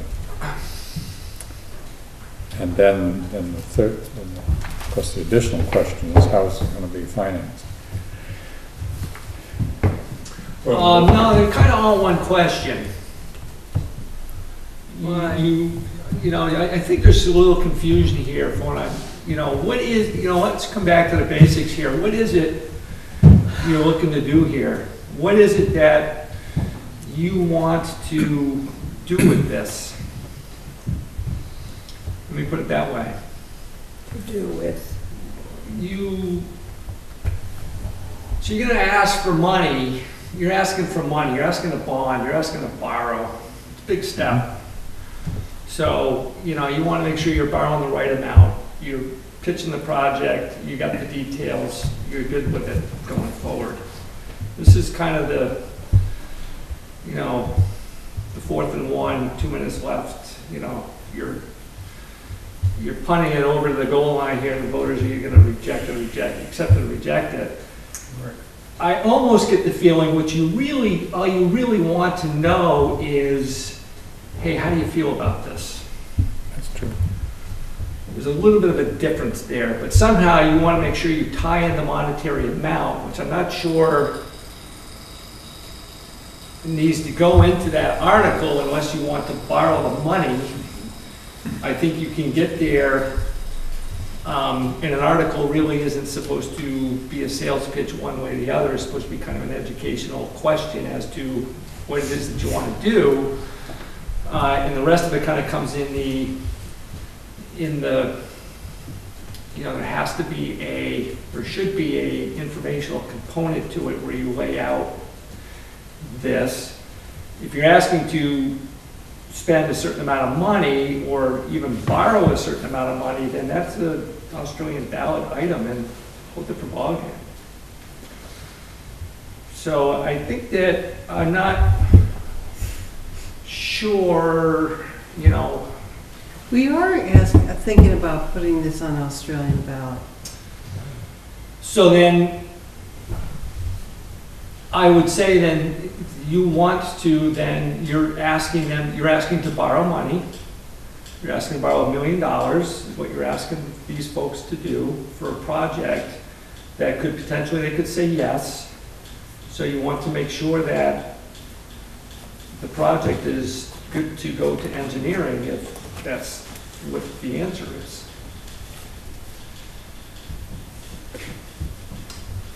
And if they say no?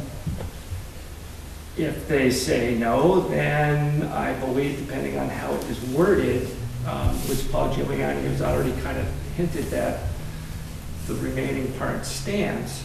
Yeah. The only part about what you're doing is that I haven't heard anybody talk about borrowing for the original part of the project in quite a while. That's what I'm interested in. So, So if that's what you want, why are we messing around with this? Because I'm not the only one. I mean, there are people who are interested in burying the utility lines, so. Right, and the original numbers now, it's not 450 any longer. There's no contingency. Right. There's no. For the concrete, there's nothing in there, if there's concrete there. So. So that's what you want to know what we're interested in. Personally, I'm interested in bonding for, was it 550,000 to include the original project contingency and possibly concrete work if there is any. And that's what I'm interested in. But there are people who are interested in burying the utility lines. So I think the public needs a chance to weigh in on that.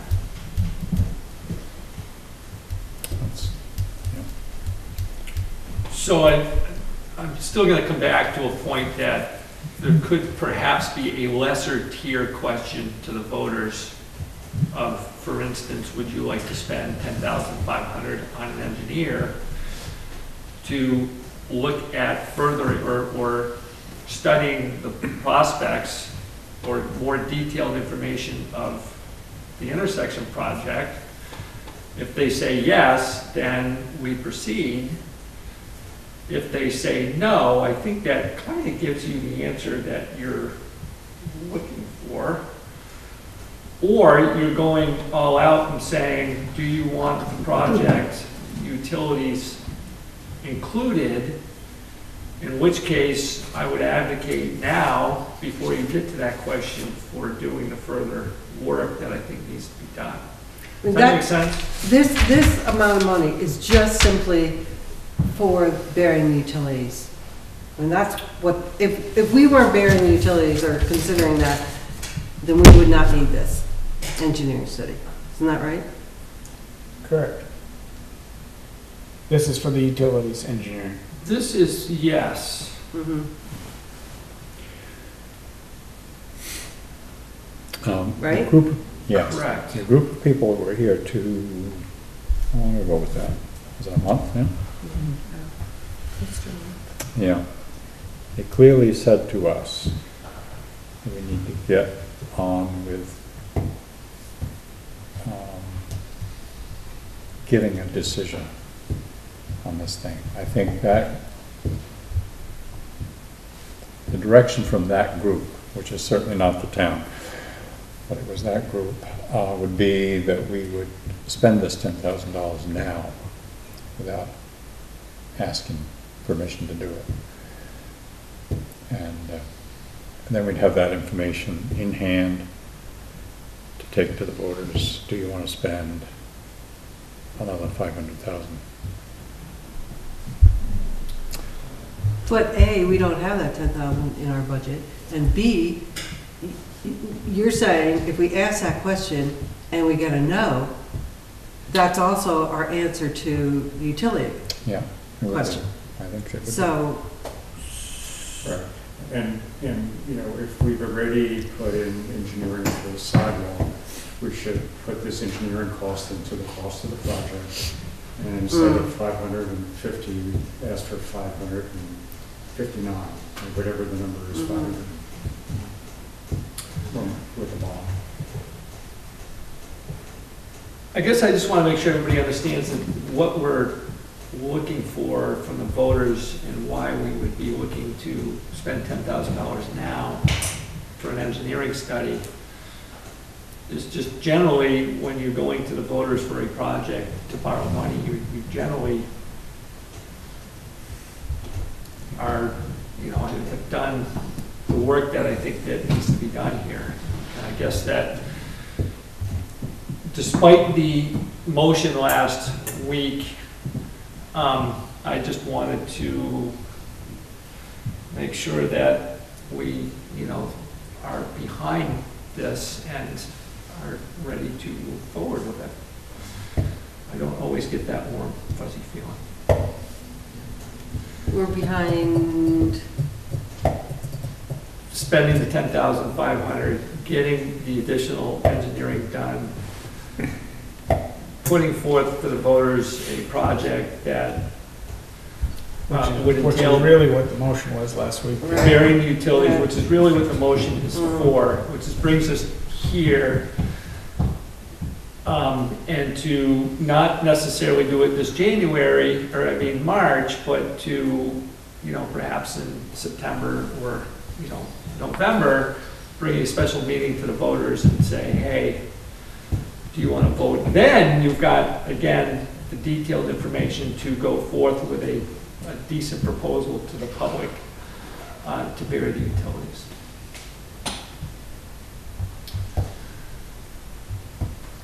okay, so our motion wasn't actually to put that in front of the voters, that, Your motion was, To spend the money. was to take the next steps to get cost analysis. I think between last week and this week, I came to the realization that perhaps the board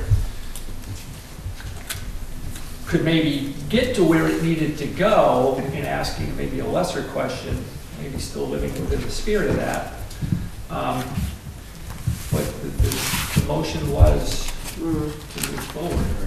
Right, and I think Gordon summed up, you know, my opinion, is we sat here that evening hearing people say, how can you tell us what you want us to vote on if you guys don't know what it is and what numbers are. so there wouldn't actually be anything for March. Well, possibly not, unless you want to put just the borrowing for the original project. But at this point in time, I think you're better off clumping the two together as one kind of question. I think people are gonna wanna know something at town meeting. I mean, I don't think we can let town meeting come and go and not address the intersection You don't project. have, you don't have any words of wisdom before you leave? I could really see going either way with it. This is one of these ones that, you know, it's sort of like you're not wrong either way that you go. So if you went to the voters with, should we do more engineering? The limited question. It would need to be done in such a way that you can explain all of this conversation. We were doing this because it would lead to, it could lead to doubling the size of the project and the scope of the cost. Or you could be saying whether, and even if you said no to that, we still are looking at how we would be funding this project. And we will be coming back to you with another question about that. I think, I was trying to think, could you put a question on about the engineering and a question on about the bonding as a strategy, but I don't think you can get that into the same time frame. I think you probably have to sequence those. I don't think, because I was thinking in my head that only what's been approved is one level, and so if you ask for bonding on that, you wouldn't be acting on it necessarily if the vote on the other one went positively. You're still going to have to come back with another question about approving a bigger project. So you either go in with just the question about the engineering and then explanation about the rest, but only that one vote. Or you decide to do the engineering so that you can go into the meeting in March and say, you will decide based on what that information is, whether you want to take a vote to the town about just bonding the original project because you've decided after the engineering information you don't want to get into the bigger project and you're not even going to take it to the town. Or you take a new scope of project in the form of a bond vote. Am I making any sense? Yeah, I don't think we'll have that information though in time to publish it. Yeah, the only problem, Sarah, is we've got like a third week in January time frame to get the article. But, so right now, you're either going to, so then this does help with the decision making, because either you're going to take nothing to the town. No, it doesn't totally help with the decision making. It changes what the choices would be. Either you take the engineering vote to the town, and then that's it. But some conversation about why you're doing that. Or you say, we're not going to go any further with that conversation that was brought by some of the townspeople in November, and we're just going to go in for the bonding on the project we've already got. So those would be the two choices you're at now. Well, did I hear you say we're given update that we've chosen to do the engineering and right, further? Right, Which is another, just an update, right, but exactly. nothing on the warning. Right, which is I think almost where. That's right, that may be where you're getting to. Which is I think where we were at the end of last That's Monday. where you were at the end of last Monday, was Exactly. really not even taking anything to vote to the voters in March. that's right, because we wouldn't be ready. You wouldn't be ready. Do the homework and come back for a special town meeting. Yeah, whenever we get as soon as we can get stuff together. Yeah. And frankly, at this point, this to me is not the most important thing in the town of Heartland, but because we're so far into looking at this, and because it could be of value to the town of Heartland, I think that making the investment in the further engineering is a worthwhile activity, especially if we can extrapolate some understandings about the infrastructure and the community in general from that learning about this intersection. As we think about, what might be emerging, when I think about just the roads and what we need for the roads in town, how do we do the right things about them over time that doesn't end up with us just patching and patching and patching and patching, but having a good transportation infrastructure. And there's some stuff that we might be able to learn out of this activity here. Pollyanna for you. One other question, Sarah, for you. You've had a lot of experience fundraising.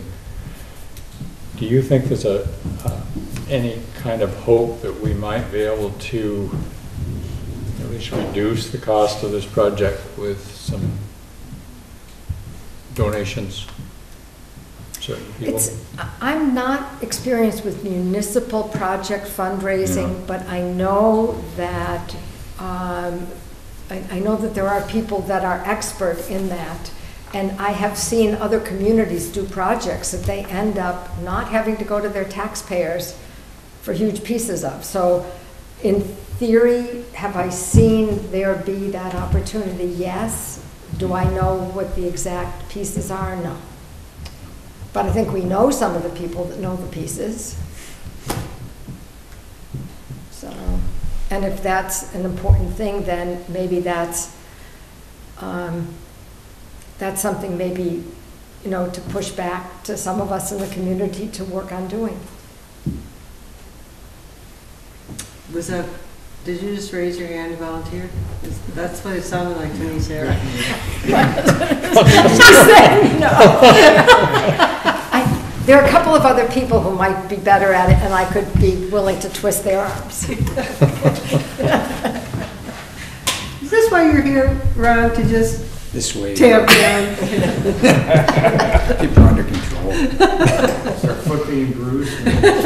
Stop on it. No. He's been patient, he's allowed us to stay this I long. think, Sarah, you summed up in your opening sort of few words there that we have a responsibility, but it's also a confusing topic. Yes. So many sort of ways we can look at this and present it that we really have to just make sure that we're on board with what we want to go forward with, and then just talk the talk. And I think that's probably the biggest thing this community is looking for at this point, is for you to be clear and coherent and aligned in making some presentation. And I think, you know, there's always going to be somebody who's going to say yes, but for the most part, people will be glad to hear a clear direction from you. This is what I think. I think the board should make this decision. And when if we decide to make this decision, my criteria is I am going to assume the worst. I'm not going to spend $10,000 and hope this comes in at $650. I'm assuming that it's going to cost $1 million. So in a month, it comes back as $1 million, and everybody says, oh, I don't want to spend $1 million. Well, I think tonight's the decision whether you should decide whether or not you want to spend $1 million.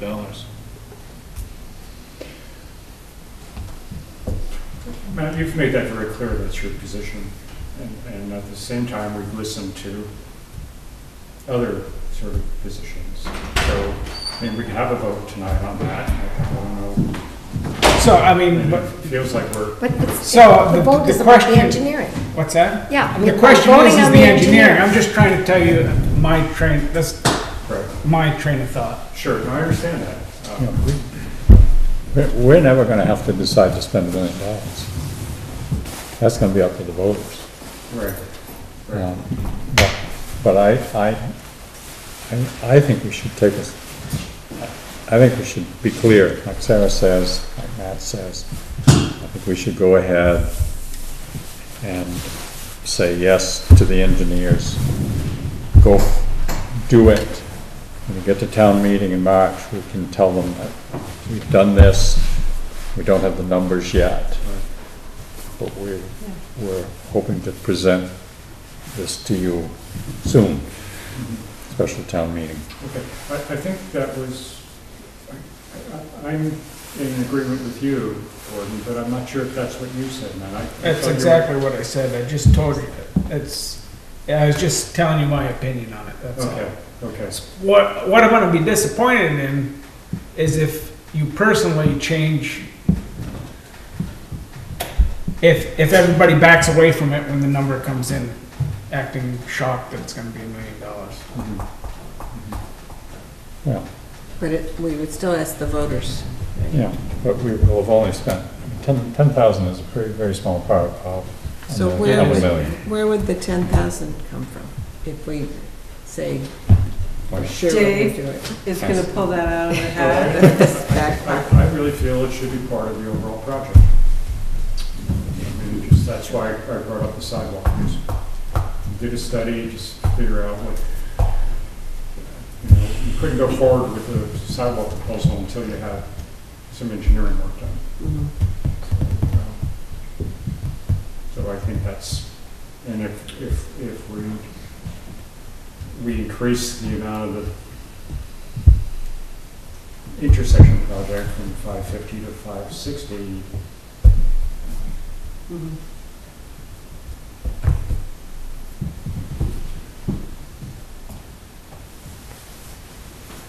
So I would actually, I agree with that, Phil. And again, for transparency purposes, I need to say this without muddying the waters, is that prior to this $10,000, you were at essentially getting close to $100,000 in engineering costs, at which point I felt as though you were in danger of being underfunded for the project.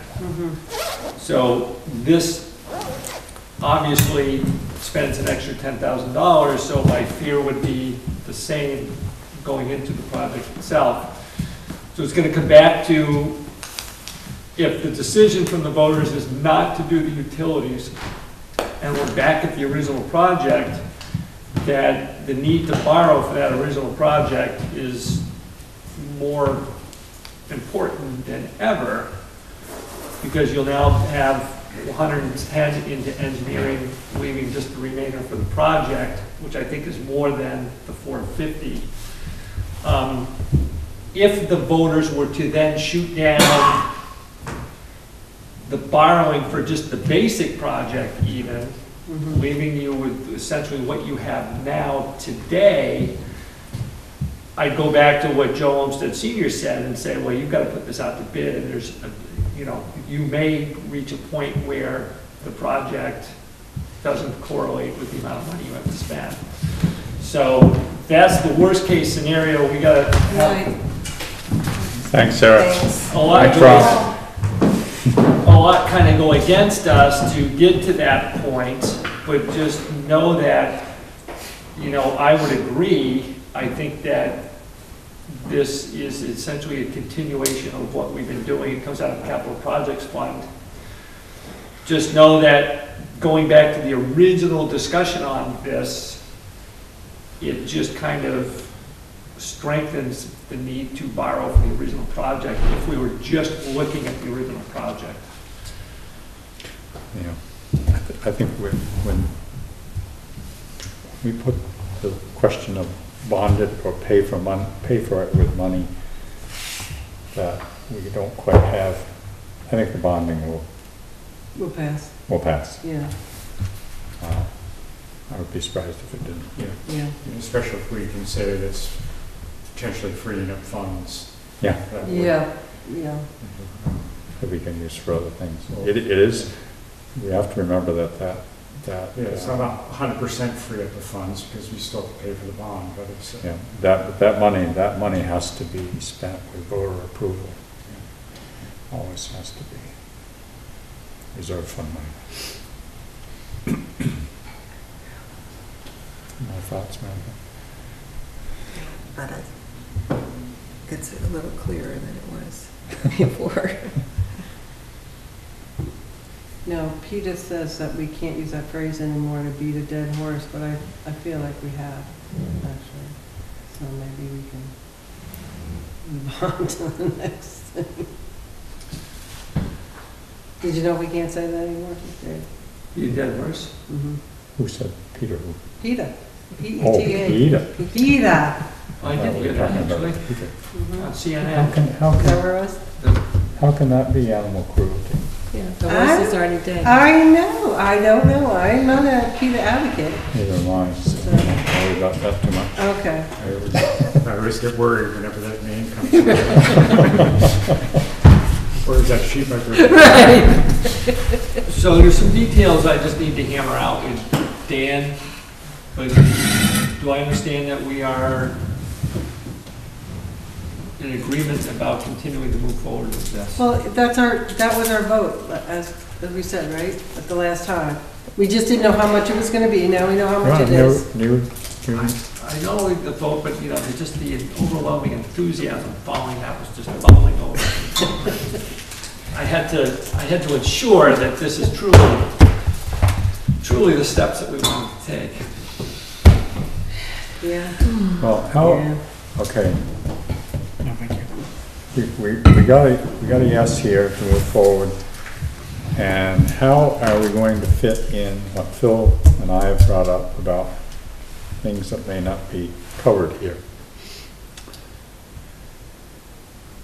I guess I'm not sure what isn't covered. Well, will VHB look at just the Green Mountain Power proposal of running a conduit from point A to point B, or will they consider keeping those one or two wires that are running just north-south on a pole and repositioning the pole so it's out of the visual sight line and not in green space? Yeah, well, it was my understanding from the conversations, and I can find out the detailed questions, but it was my understanding that in the discussions with the various utilities and finalizing the plans, that if the alternatives came up and were discussed, that those would be analyzed and. Okay. Well, I think what my hope would be is that we would charge Dan, the engineer, with making sure that all options are explored and less costly options, if possible. Is that assumed in this? So Or that's what you would check? What you're not gonna get is like 4 different scenarios drawn out and saying, okay, here's A, B, C, and D, here's the different prices and as such. But I think that. But what I am asking is that there is, for lack of a better term, a brainstorming session with the utilities to sort of say, what are our options here? Short of, we're just not sure of anything. What are the options? And one has come forward with, because we said to Green Mountain Power, we want to sort of remove that one pole. They've come up with one scenario. But I think, so I'm asking, before we get a detailed plan, that some options are put on the table and we hear from the people that are in the business of the, handling those utility lines or above ground or below ground, what can be, what's the best solution for Hartland? And then what emerges from there is a recommendation, and then that goes forward with the rest of the $9,000 worth of work. My understanding would be not quite as detailed or comprehensive as that, but in the general discussions with the utilities, if alternatives were presented or discussed, that those would be looked upon and pursued, for lack of a better term. Sure, but again, will Dan lead the way to challenge the utilities to at least consider other options? So I don't think he's gonna go into this and say, okay, 6, give me, what are 5 options here? I think he's gonna go into this and say, he's gonna look at what GMP has already laid out. He's gonna look at the headwinds with that layout. He knows of one alternative being the north-south, throughway. As we progress through those talks and people say, hey, let's do it this way or that way, I think those will be, brought up and kind of churned over. Mm-hmm. But I don't think he's gonna go into this and say, okay, give me 5 alternatives to this and let's choose the best one. Okay, well, I mean, there is a phase of any project that's called discovery. And if he's doing his proper project management, then that's a phase that is very legitimate. And I think part of what we're hiring the firm for. And discovery would be what are the options and what are the obstacles. So I'm not asking for, I don't think I'm asking for much, simply. I think I'm just asking for, we're responding, part of all this is we have pieces of the project that, you know, we chose to sort of set aside, and we're just going to do the intersection. And now and a lot of due diligence was how many plans came out of that sort of process. You know, I'm not asking for, you know, an extra $5,000 worth of brain. So again, you know, so for instance, the scoping study that was done on this particular project and 4 alternatives came up and then the town voted on, you know, one of those alternatives. I don't see this working quite the same way as that. No, and I'm not asking that. So, I'm just simply. Again, I think that we're somewhat on the same page is that, Yeah. that discussions will happen and folks will flesh out different things that work or don't work within the framework of what Green Mountain Power has come up with. At the end of the day, Green Mountain Power is the lead utility. You know, if they flex too much muscle, you know, to a point it is what it is. So, you know, we gotta work within that framework in and of itself. And then, you know, the, hey, what ifs, you know, such as what VTEL and First Light have come up with, which was tossed around back when Bob was here about, you know, bearing and keeping the north-south. And that literally comes about through the general discussion of the utilities in that, hey, you know, it's fairly, you know, VTEL, we run into VTEL because they service essentially the entire town. So when we get talking about bearing VTEL and what they need to do and splinter off and hit the different stores and aspects, it becomes very complicated. So knowing that Consolidated and First Light are simply a pass-through between Hartford and West Windsor, the quick answer is, you know, they're not going anywhere. You can, you know, they're fairly simplistic. They're in a straight line. They're not going every which way. So, you know, part of the feedback is hey, why don't you leave them on the line, you know, and just keep them separate and everybody else is going every which way, so let's bury it. So in the midst of that discussion, then you kind of come up with an alternative one. You know, so I think that, you know, based upon the feedback, you then get an alternative to look at and discuss and kind of chew over that I think that Green Mountain Power would be more than glad to go along with. But, you know, rather than just going into it and saying, yeah, I'm used to working on projects where there is a process where the intent is to start with various alternatives and whittle that down, and I don't see that being the process. Well, I mean, as long as you can have Dan say back to us what you just said, and that they're willing to sort of recognize that that the north-south lines may stay, however they're strong, you know, not through the grid space, but whatever the new space is, and then the rest unfolds. And we can sort of tell the north-south carriers, we're going to have extra conduits for you that you'll pay us for, but you can string the wire through at your convenience when you're.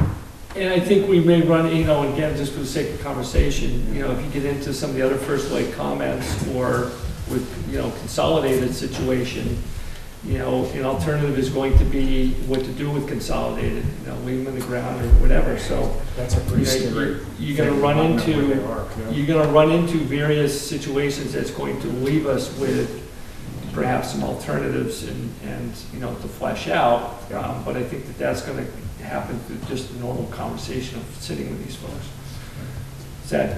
I don't know if that clarifies it for you. Well, and, you know, and it's a two-way street. I mean, we're doing this process to see if there are alternatives that possibly will reduce the cost. But at the same time, as we're all saying, they could come back and say, this is not a $500,000 project, it's a $700,000 project, which it would be more shock for everyone and be the answer that sort of then our recommendation is very clear. Okay, well, I'm going to put my pitch in for this, what's out here. I see this project as being paid for by the town, but the town... You're not paying for this? What? You're not paying for this? No, I'm definitely not. And I don't have a lot of faith in... Recyclable cans. I don't have a lot of faith that we're going to get a sugar daddy to pay for it either. So, but outside of the hall here, which this is the town part of this project, is getting ignored. We're fixing the intersection for the traffic that passes through, so it looks pretty. And it's gonna help the business across the way here, because it's right next to them. But this mess right outside the window here is gonna stay just like it is. Yep. And that's the main, I mean, would be the big benefit to the town. So there's 2 more poles there that ought to be included in the project. The one on this side of the road, all it does is hold up the wires that come to the hall, I think. Right, and how far down is the new paving going? Well, it isn't going that far. It's not going that far. That's the problem. I mean, digging up the road. It's already done. But the way it's looking now, the pole right between the hall and right next to the bank, Yes. it's just gonna stay there. And if we could go to the next pole, and that pole might, I mean, we talked about that it might have to have 2 poles for the, For because there's too many things going up. I don't know about that, but that next pole, which would be right over there, might have to be moved a little bit. It might have to be moved back a little bit or something, but I'd like to see that last pole away from the roads side, the road into the plaza or the next driveway, back enough so that a tree can be planted in front of it. So that you don't stick up there like a sore thumb with all these pipes and conduits going up in it. So should we, to me, that's an addition to the project. yeah. But I don't see doing this if it's not gonna. If one of the reasons we're doing it is to improve The overall look of the village and the. Yeah. So, Dave, I think, what Gordon's saying is, that's what we're talking about, like, would they explore what the additional cost would be to take care of these 2 poles as well as options for north-south? I would presume that, by the sounds of it, that would need to be a part of, that would be have to be a part of the discussion. Okay. Okay. Is the town, somebody gonna be at all of these meetings? Yes. Myself, and I would invite Phil to go on as well, and Gordon, or whoever wants to go. I don't need to go. I kind of pulled back, when we started this, I kind of pulled Gordon and Phil into this whole mix when we started talking with, we brought BG's and Mike's and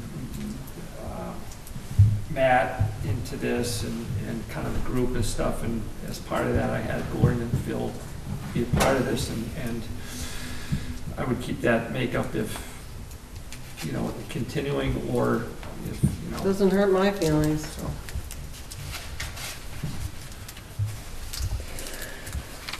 Okay, so does that leave us in a good place? Can we stop there? I think so. I mean, it's a tough place, but I think it's, Oh, yeah, this whole thing's been tough. It's Before we bruise that horse anymore. Huh? Before we bruise that horse.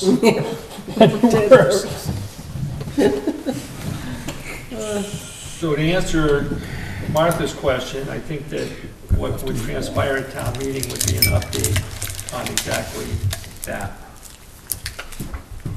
That's where we're at. I think it's a two-part update that we exploring bonding, and then we're exploring the utility piece. But we would have already We won't have Launch the that. info. launched it, yeah. Yeah, exactly. And not to beat a dead horse, but Too late. what is the cycle for the sidewalk grant? Is that coming up? Would we know anything by town meeting? No. No, okay. Is that an August thing? It's a spring application Spring? if it's eligible. You know, there wasn't, when they looked at it, there wasn't a lot of sidewalk because of the driveways. So, remember that? There's not, yeah. It's not a tremendous amount that we need to alter the driveways a little bit. Okay, Go there. right.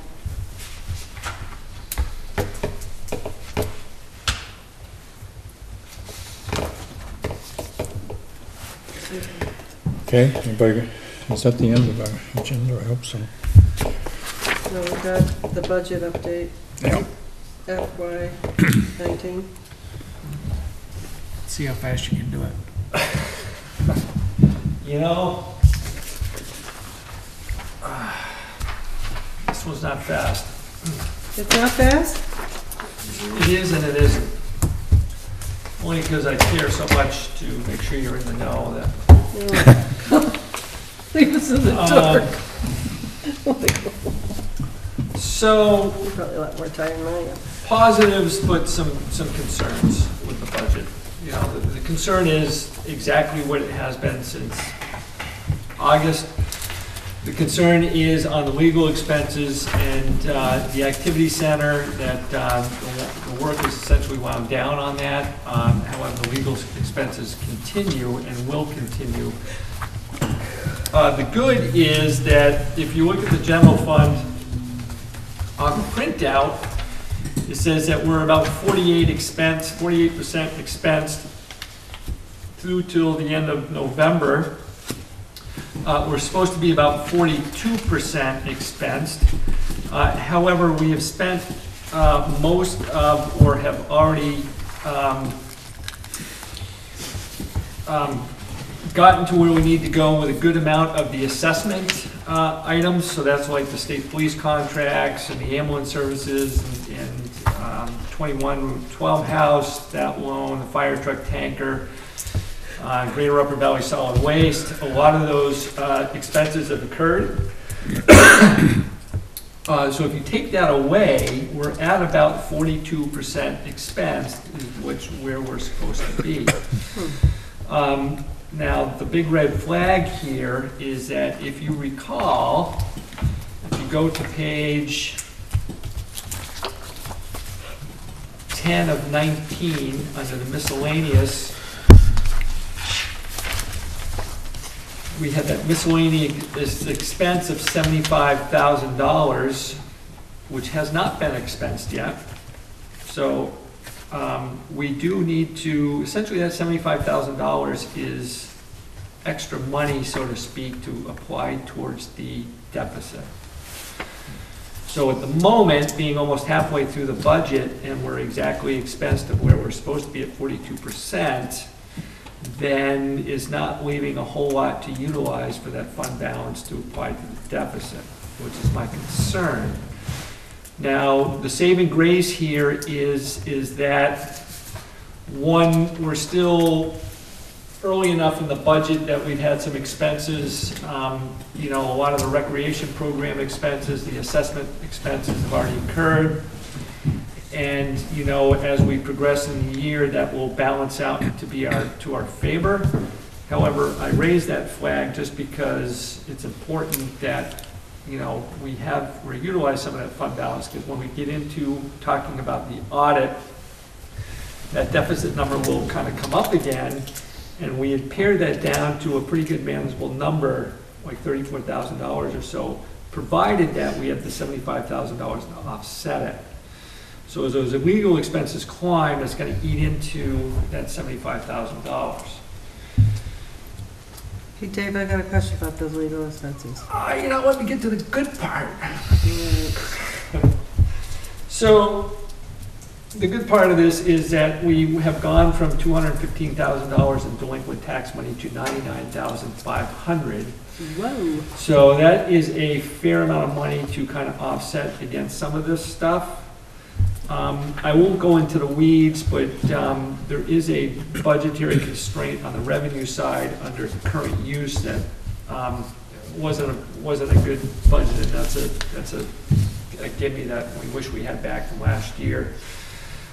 I won't eat up too much time and get too far into the weeds, I'll save it for next meeting, but that's going against us, but just know that we have pared down the delinquent taxes money that will benefit us. It's kind of a head game as to, you know, what will benefit us greater and what will work against us more in, say, those legal expenses versus delinquencies or other things.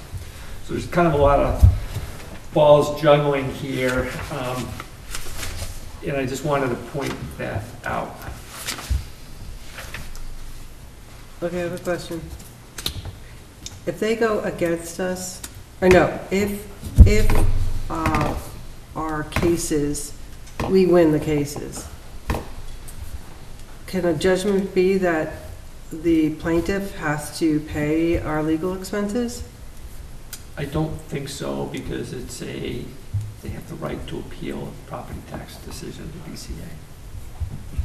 But how about if they go further than that? They go To the Supreme Court, Yeah. I suppose, then I could ask the legal team as to whether that's, you know, something they can throw in the mix to say, okay, great, but we're gonna ask for, you know, you guys pay legal expenses or something. Because I feel some of these are just, We could have to pay theirs then too, couldn't we? If we lost?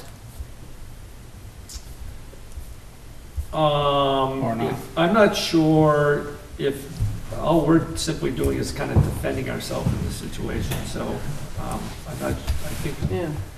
we have the This right is- to do that, but my mind hasn't gone beyond where we're at, so I'd have to look into both of these questions. Because Trying not to think about if anybody would go to the next step, but Yeah, that's what I was gonna say. Is that a possibility that we go to the Supreme Court? it could be with those that live out towards West Windsor. I mean, some of this is just frivolous, isn't it? Some of this, Can we have this conversation now? okay, I don't know. there. This has happened before, and we lost.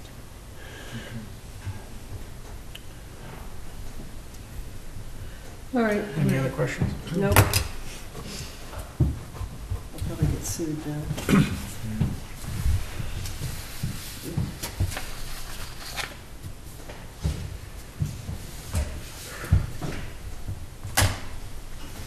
Town manager update. Yep. Got stuff there too for you. Whatever you Don't want to leave you in the dust on that. Open to find it.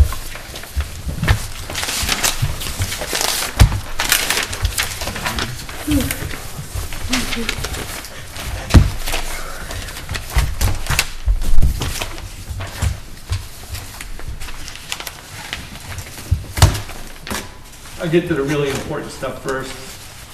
Selectboard town report. The town report is due, That's all on him, right there. Okay. be nice by the 7th. Also, if you care to divulge into the front cover picture again, but we should have a front cover picture. You want to do a contest again? All right, we'll do Is that. that what we did last year? Last time we ended up picking from the Historical Society after all that. All right, then it must have been, But oh, we can- Oh, yeah, we got all those. oh, okay, never mind. I like that cover with the historical I- picture on it. I do Maybe we should too. ask them for some choices. Yeah, yeah. I like that picture, yeah. No, we could do that again. What was the comment? Ask the Historical Society for some choices. Some of their pictures. Pictures. They're old pictures. Anybody want to take that on?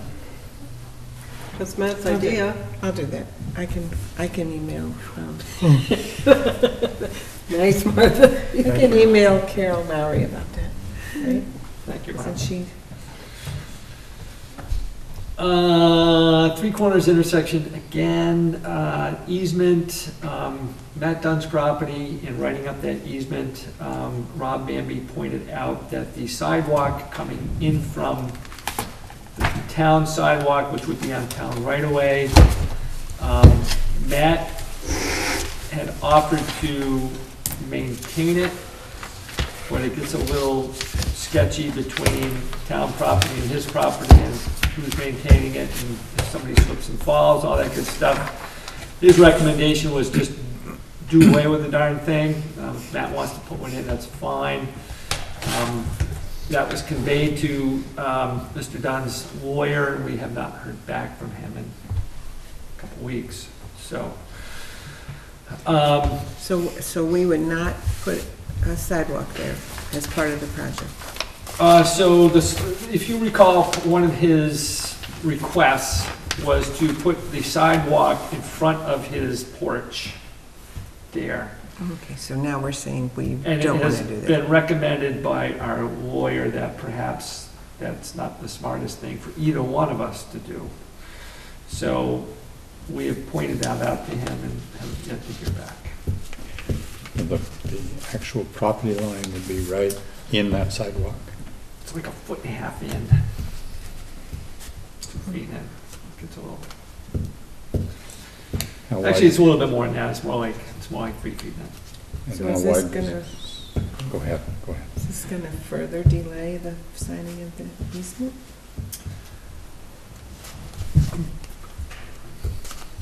We've got years. I guess in no hurry at this point. That's true, Matt. Kind of been the theme of this project anyway. Maybe Matt's gonna sell out and move to Ireland. And we'll have another building on there. Okay, let's keep on focus here so we can go home. Audit draft has been, a draft of the audit has been written. We're kind of hammering out some details of that. Like last year, I would expect the auditor to come to the select board meeting and present that. And the draft findings so far, or is there anything scary in it, or is it pretty vanilla stuff that can be changed easily? Something about the new select board member being not completely, Yeah. hasn't signed his name to anything, therefore he's kind of Yeah. on the hook. Just one technical thing about the way they've done things in the past, and this was, we were working towards changing this over, and then we had a change in the finance, and kind of waited to this point to get back to it. But on the trust accounts, the balances are actually kept in a spreadsheet, separate from the actual accounting software. And he would like the accounting software and the spreadsheet and the financial statements that he has presented to all match. So that information, so essentially the software needs to be updated and done in a particular way. So that's it was an audit finding last year, and it's an audit finding this year. That's good news. No, and congratulations on getting the finance. That's it. Kind of offers it, yeah, that's good. We're good. One other thing I'm just going to kind of put out there, this is actually fairly important, so don't doze off too much here on me. I've kind of held their feet to the fire a little bit to give a little bit more of an explanation as to the what's and whys. But the listers would like to essentially ask the select board to, you are allowed a month to kind of, to push back essentially that exact deadline, a month. So I don't believe, and I've asked Doug to actually write me a timeline, I think it gives them a month extra to lodge the grand list. I think that the time frame to hear appeals and the BCA is the same. Now, that all sounds rational until you need to push out the tax collection a month, maybe more. So that gets a little bit problematic in that the year after, everybody's a little bit messed up. You gotta make sure that everybody knows. We gotta go a whole another month with cash flow, with negative money coming in. So it's not all that Simple. It's not all that, if you're just a lister and you're like, hey, I can get 30 extra days, extension, why not? It's all good until you look at the big picture and you're like, why? You get the 30 days, what are you gonna do in those 30 days? And you could still end up in the end of June And then what are you gonna do? Are you also saying that tax bills would be delayed by a month? If the extension goes a month, you would have to delay the tax bills a Yeah, month. I think it's a very bad idea. I do too. So I have kind of voiced and that's why I'm kind of letting the select board know, because, you know, I've kind of given some pushback as to, hey, you know, you have a schedule, the schedule said you'd have it done by this day. You know, it's one of those things, okay, you give them 30 extra days, and then they take the 30 extra days, and you're still in the same predicament 30 days later. And at that point, you're just gonna kick the can, and you're gonna say, okay, you know what, we can't go this year, we gotta go with the numbers we've had, and you know, go with the reappraisal the following year. You know, I think what I'm hearing from Doug is, you know, I would just like the extra 30 days just to, you know, have that extra time. Again, that makes sense until you start. It's June 1st, I think. You know, Start. what happens, you know, the following year, everybody's gonna be like, oh, that you could push the tax date to, you know, October 15th, you know, so we got like 9,000 people coming in October 15th instead of September 9th. The problem is that people would, well, I don't want to accuse people of things, but you got an extra month to pay your taxes. Well, that's nice. Maybe we could take a trip. There's all kinds of things you could do with that money. And then next year, you only got 11 months. And Yeah, that's a bad idea. Yeah, some folks with mortgages have automatic payments. That's what I was thinking, that's what we do, Yeah. yeah. Well, they can send them early, we'll accept them early, Oh, you know, it okay. still pushes, you know, we don't need to, but, you know, this is one of those things where we'd have to, it would have to be an article, because somewhere along the line, we voted on the second Friday of September and February. And, you know, so we'd have to have an article, and then we'd have to put it in the town report, hammer people and say, okay, tax bills this year are October 9th or November 9th, whenever it would be. And I haven't, everything I'm hearing is that, yeah, no, I think that we'd be okay, you know, it just would be good to have the extra month, so. So if he needs that extra month, and it comes down to the wire that, yeah, he can't get it done, could he hire somebody else to help out rather than, you know? Or overtime. So this is, you know, we've got a contract with Vermont Appraisal Company, and they've got kind of a schedule laid out. Unfortunately, the way the contract's written, they've put some of the onus on us to carry out certain parts of this. But they are supposed to be with us through the appeals, and, you know, so they have a time frame of which they are supposed to be done. You know, the message I've been kind of giving Doug is, you know, look, I know you're nervous, I know this, I know that, but, you know, a timeline is a timeline, and if it gets so bad, then we'll just punt a year and take that data and go the following year. You know, and he's looking at it kind of technically like, yeah, well, the data's not as good the following year, and this, that, and everything else. I think I'd rather take that tack than kind of go into this sideways type of thing, and I'm not seeing things really out of whack. I think that he's just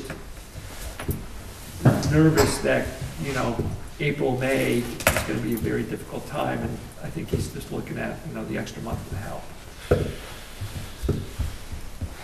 So I'm kind of seeing the same feeling that I kind of had about this, but I just wanted to let you know that it may, I'll have that discussion with him. The listers as an elected group may push this to the board, but just know it's looming out there somewhere. That's all I got. related question is, do the listers have a report in the town report? I think they do. As Doug was Yes, talking- I know that for a fact. I've already seen the draft, one of their drafts. Okay, because Doug was talking about trying to get some information out to the taxpayers. And how about the horses? Did any of them die, or? We're gonna allow you to beat one. Are we gonna do the deliberative session? Yeah. Boy, why'd you bring that up? Well, because that's. Oh, there's a Oh, time, you're right. yeah. Clock's ticking. So anybody have anything else? Did you order a new truck? You mentioned a few weeks ago about a dump truck. The bid's gone out, due back at the end of this month. I think Bill was gonna give them actually through the holidays, just to kind of get through the holidays, but the answer to that is yes. To try and coincide with summertime. Steel's way up. There's like a 6-month waiting period on bodies, so you don't want to linger. I'm just pleased to see the number of people that turned out for Takes a Village, and I'm sorry I missed it, and I hope the planning group, that you can lean on the Mount Escutney group to actually help with having some actions. We'll meet again in January as kind of a follow-up to that, and kind of plot kind of the next course. I think they were taking names as to interested parties, so maybe a subcommittee to come in front of the board or something to that effect. I'm not exactly sure, but that was kind of discussed going into that. So I'll know more in a couple of weeks. Anything, Martha? All right. Really? All right, so we're adjourned.